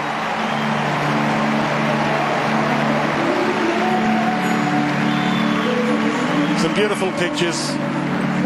David Wiraponda embracing Kevin Sheedy. Mentioned earlier how much Kevin Sheedy has done for the Indigenous community. And James Hird out there shaking hands and being embraced as well. It's a sad moment for many, but a celebration, of course, as well.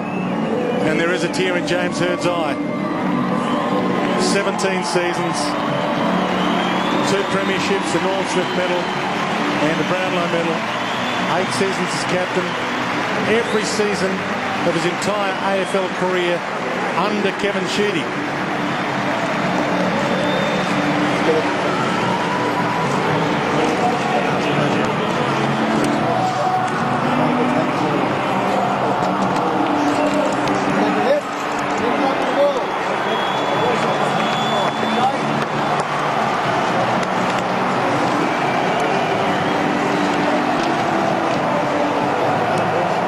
Every picture tells a story, and there are so many individual lives that Kevin Sheedy has touched over those 27 years as a coach of this great club.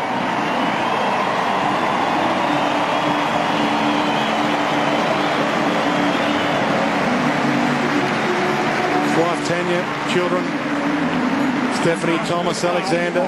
His father Alan, of course, played 4 games for the Bombers. His grandfather Alan, 102 games for Essendon, and was Essendon president for a little while. So has been an Essendon family, the Hird family, and it may continue to be.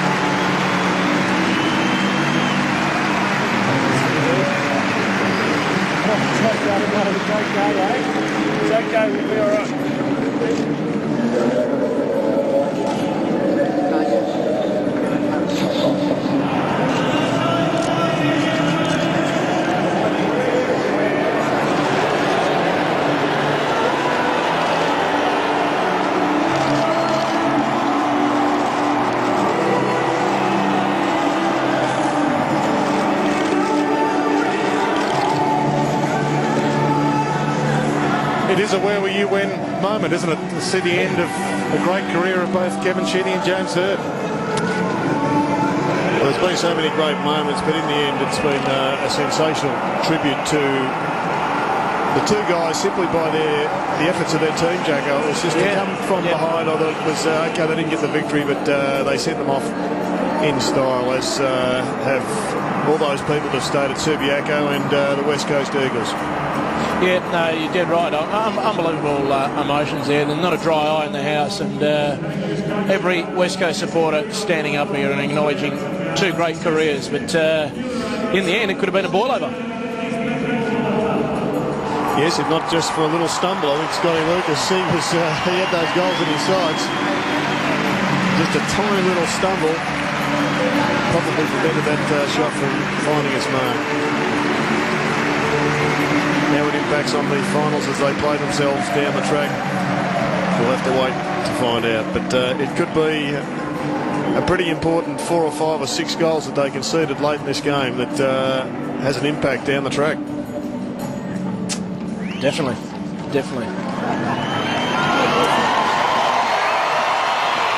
So there will be a presentation to be made to James Hird and to Kevin Sheedy.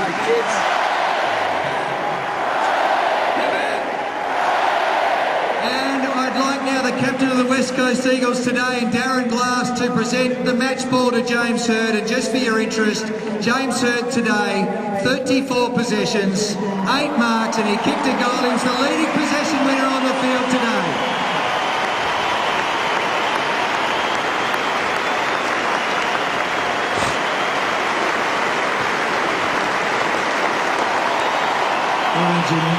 Sensational way to finish, mate.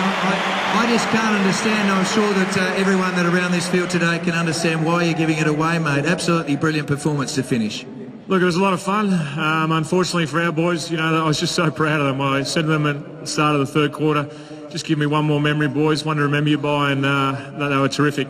To the West Coast crowd and the people in Perth, you've always been terrific to me and our team. I think that, you know, Essendon's our home, but we always love coming to Perth. There's a lot of Essendon supporters here, and the West Coast supporters really appreciate football.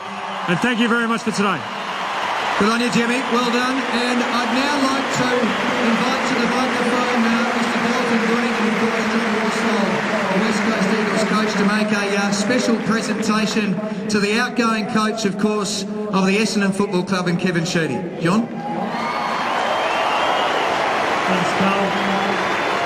I've only just got a few words to add to, obviously, all the accolades that Kevin's received over the last couple of weeks. But I think the big thing is that if we disregard the quantity of time that Kevin's been coaching the Essendon Football Club and look at the quality that he's brought to the game of AFL and the Essendon Football Club, it will, I don't know if it'll ever get matched. It's just been an amazing effort. So very, very pleased to make a small presentation to Sheeds on behalf of everyone here in Western Australia and the Eagle supporters, and we'd just like to thank you for your contribution.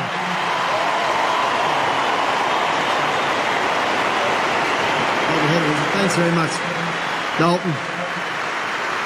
Very concerned about these colours. Starting to look like gee whiz, a bit of black and red and a bit of gold, a bit of navy blue. Looks like an Italian soccer club. Look, thanks very much. Obviously, they owe a lot to the game and all to the fans that have been involved right throughout, particularly the starts of West Coast coming into the competition, all the great players they've produced. Back 20 years ago, 1987. It's really set this club.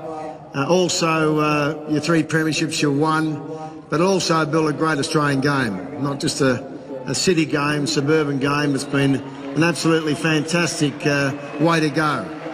So well done all the public here.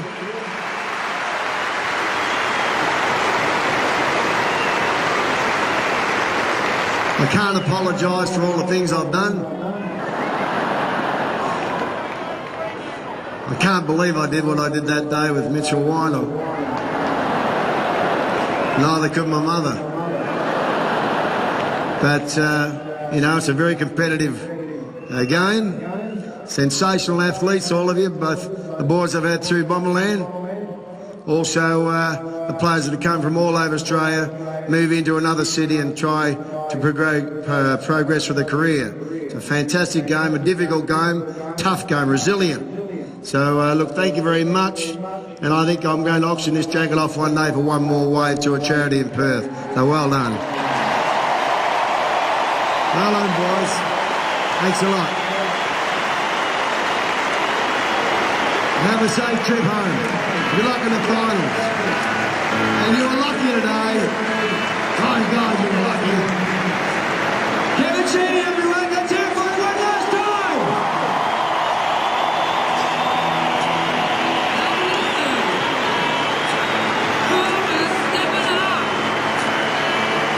An appropriate way to say farewell. It was an 8-point win to the West Coast Eagles, but the scoreline, for a moment, irrelevant. AFL football throws up some beautiful moments, and today was one for all time. Kevin Sheedy and James Hird's final curtain.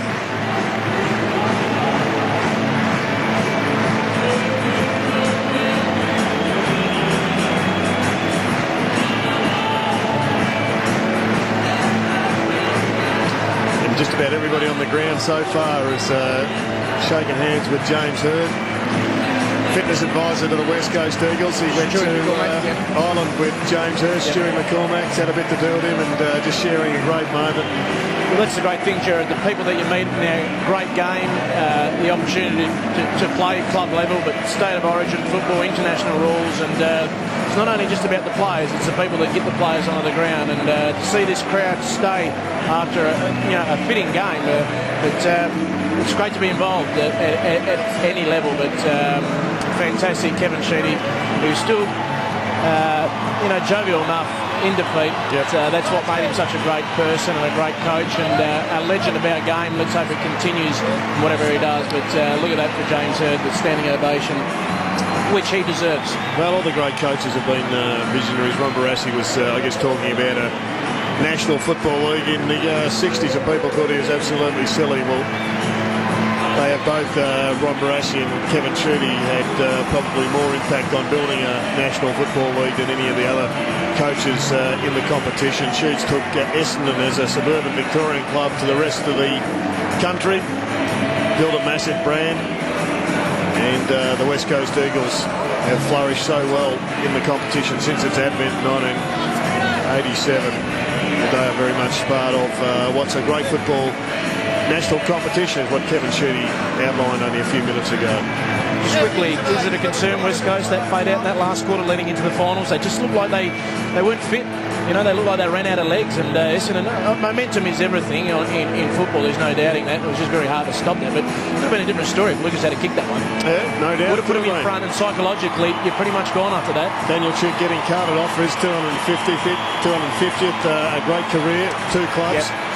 When he first came to the club, he said to me he wants to play 100 games for West Coast, get his name on the locker and play in a premiership, and he's done that, and joins an illustrious club, and maybe he can add to that in the next 3 or 4 weeks. Well, that's the question. What have they given up over this last 30 minutes, and how will it impact over the next 4 weeks? We won't know that until Port Adelaide and Fremantle go head-to-head tonight.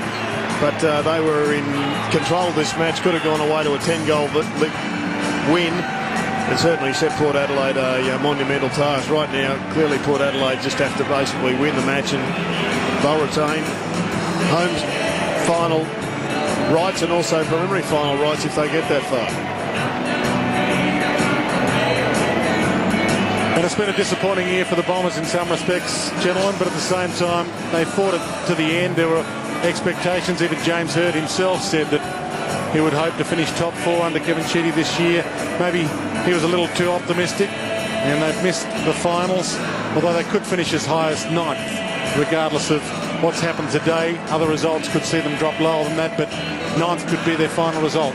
We were talking before about the great contributors to the great game, but Doc Reed, the Essendon doctor, how long has he been there? Because I know when I first started playing, he was there, and did he come with Kevin Sheedy? And that's another thing, a great support staff that they've had in the football club. Yeah, he's been there for as long as I can remember at Essendon. There he is underneath his left shoulder, Bruce Reed, one of the great medicos. He's been around football for a long, long time. And that's the Essendon family, and they're all going to take this home as a piece of memorabilia of what's been a great game for the club. So that loss will see them shuffle down the order. Do you think it has been a disappointing season for them, the way it's finished? Or do you think it's about where they should have finished given the list they've had? Always difficult. I think when they lost Leroy Jetta and Alwyn Davey, that robbed them of the speed that made them exciting in the first 6 to 8 weeks. And I don't really think they recovered too much. Midfield's their issue. They've got to get that built. They've got to get it stronger. Joe Watson's had an excellent year this year, but injury has curtailed his last 2 or 3 weeks. But disappointing year. I think it has been disappointing to a degree, but it's been a great way to finish. And the Saints have won today, so a few results inspiring to see Essendon drop down a little lower. It's a big climax here at Subiaco Oval in Perth. The sun setting on what's been a magnificent afternoon of football. The sun setting on what's been 2 magnificent careers, James Hird and also Kevin Sheedy. Even a hug for Rowan Smith down there. And they're about to walk off the footy field for the last time in a Bomber jumper. Well, there's any one bloke that deserves to be cheered off from a football ground, it's this bloke here. Right to the end, 34 possessions, he's 34 years of age, and What a fitting way to go out. He went out on top of his game, and they nearly snatched victory as well on the way through.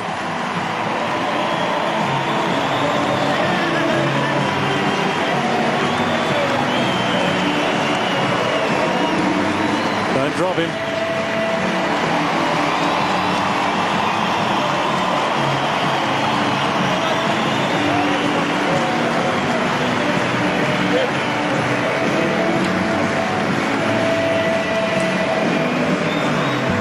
So the final curtain comes down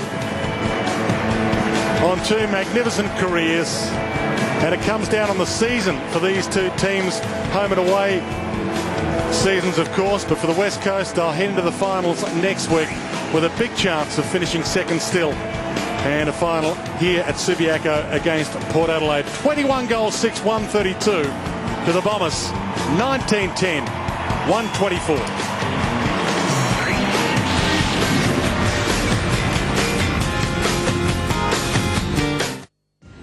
Wait here, I'll be 2 secs.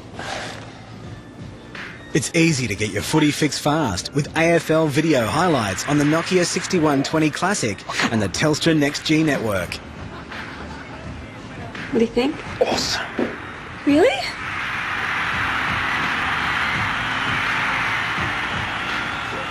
You look good.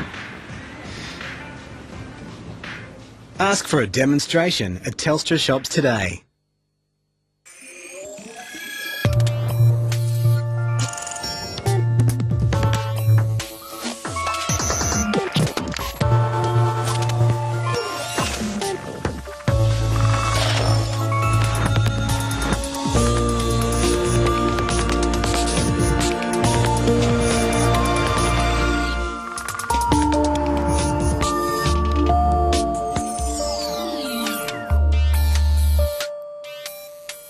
Bunnings gift cards come in $10, $20, $50 and $100 values, so the kids can come in and grab Dad a $10 gift card, or Mum can come in and spoil Dad with a $100 gift card. Steel stepladder $36.90. Makita grinder kit $99. Endeavour 4-burner barbecue $399.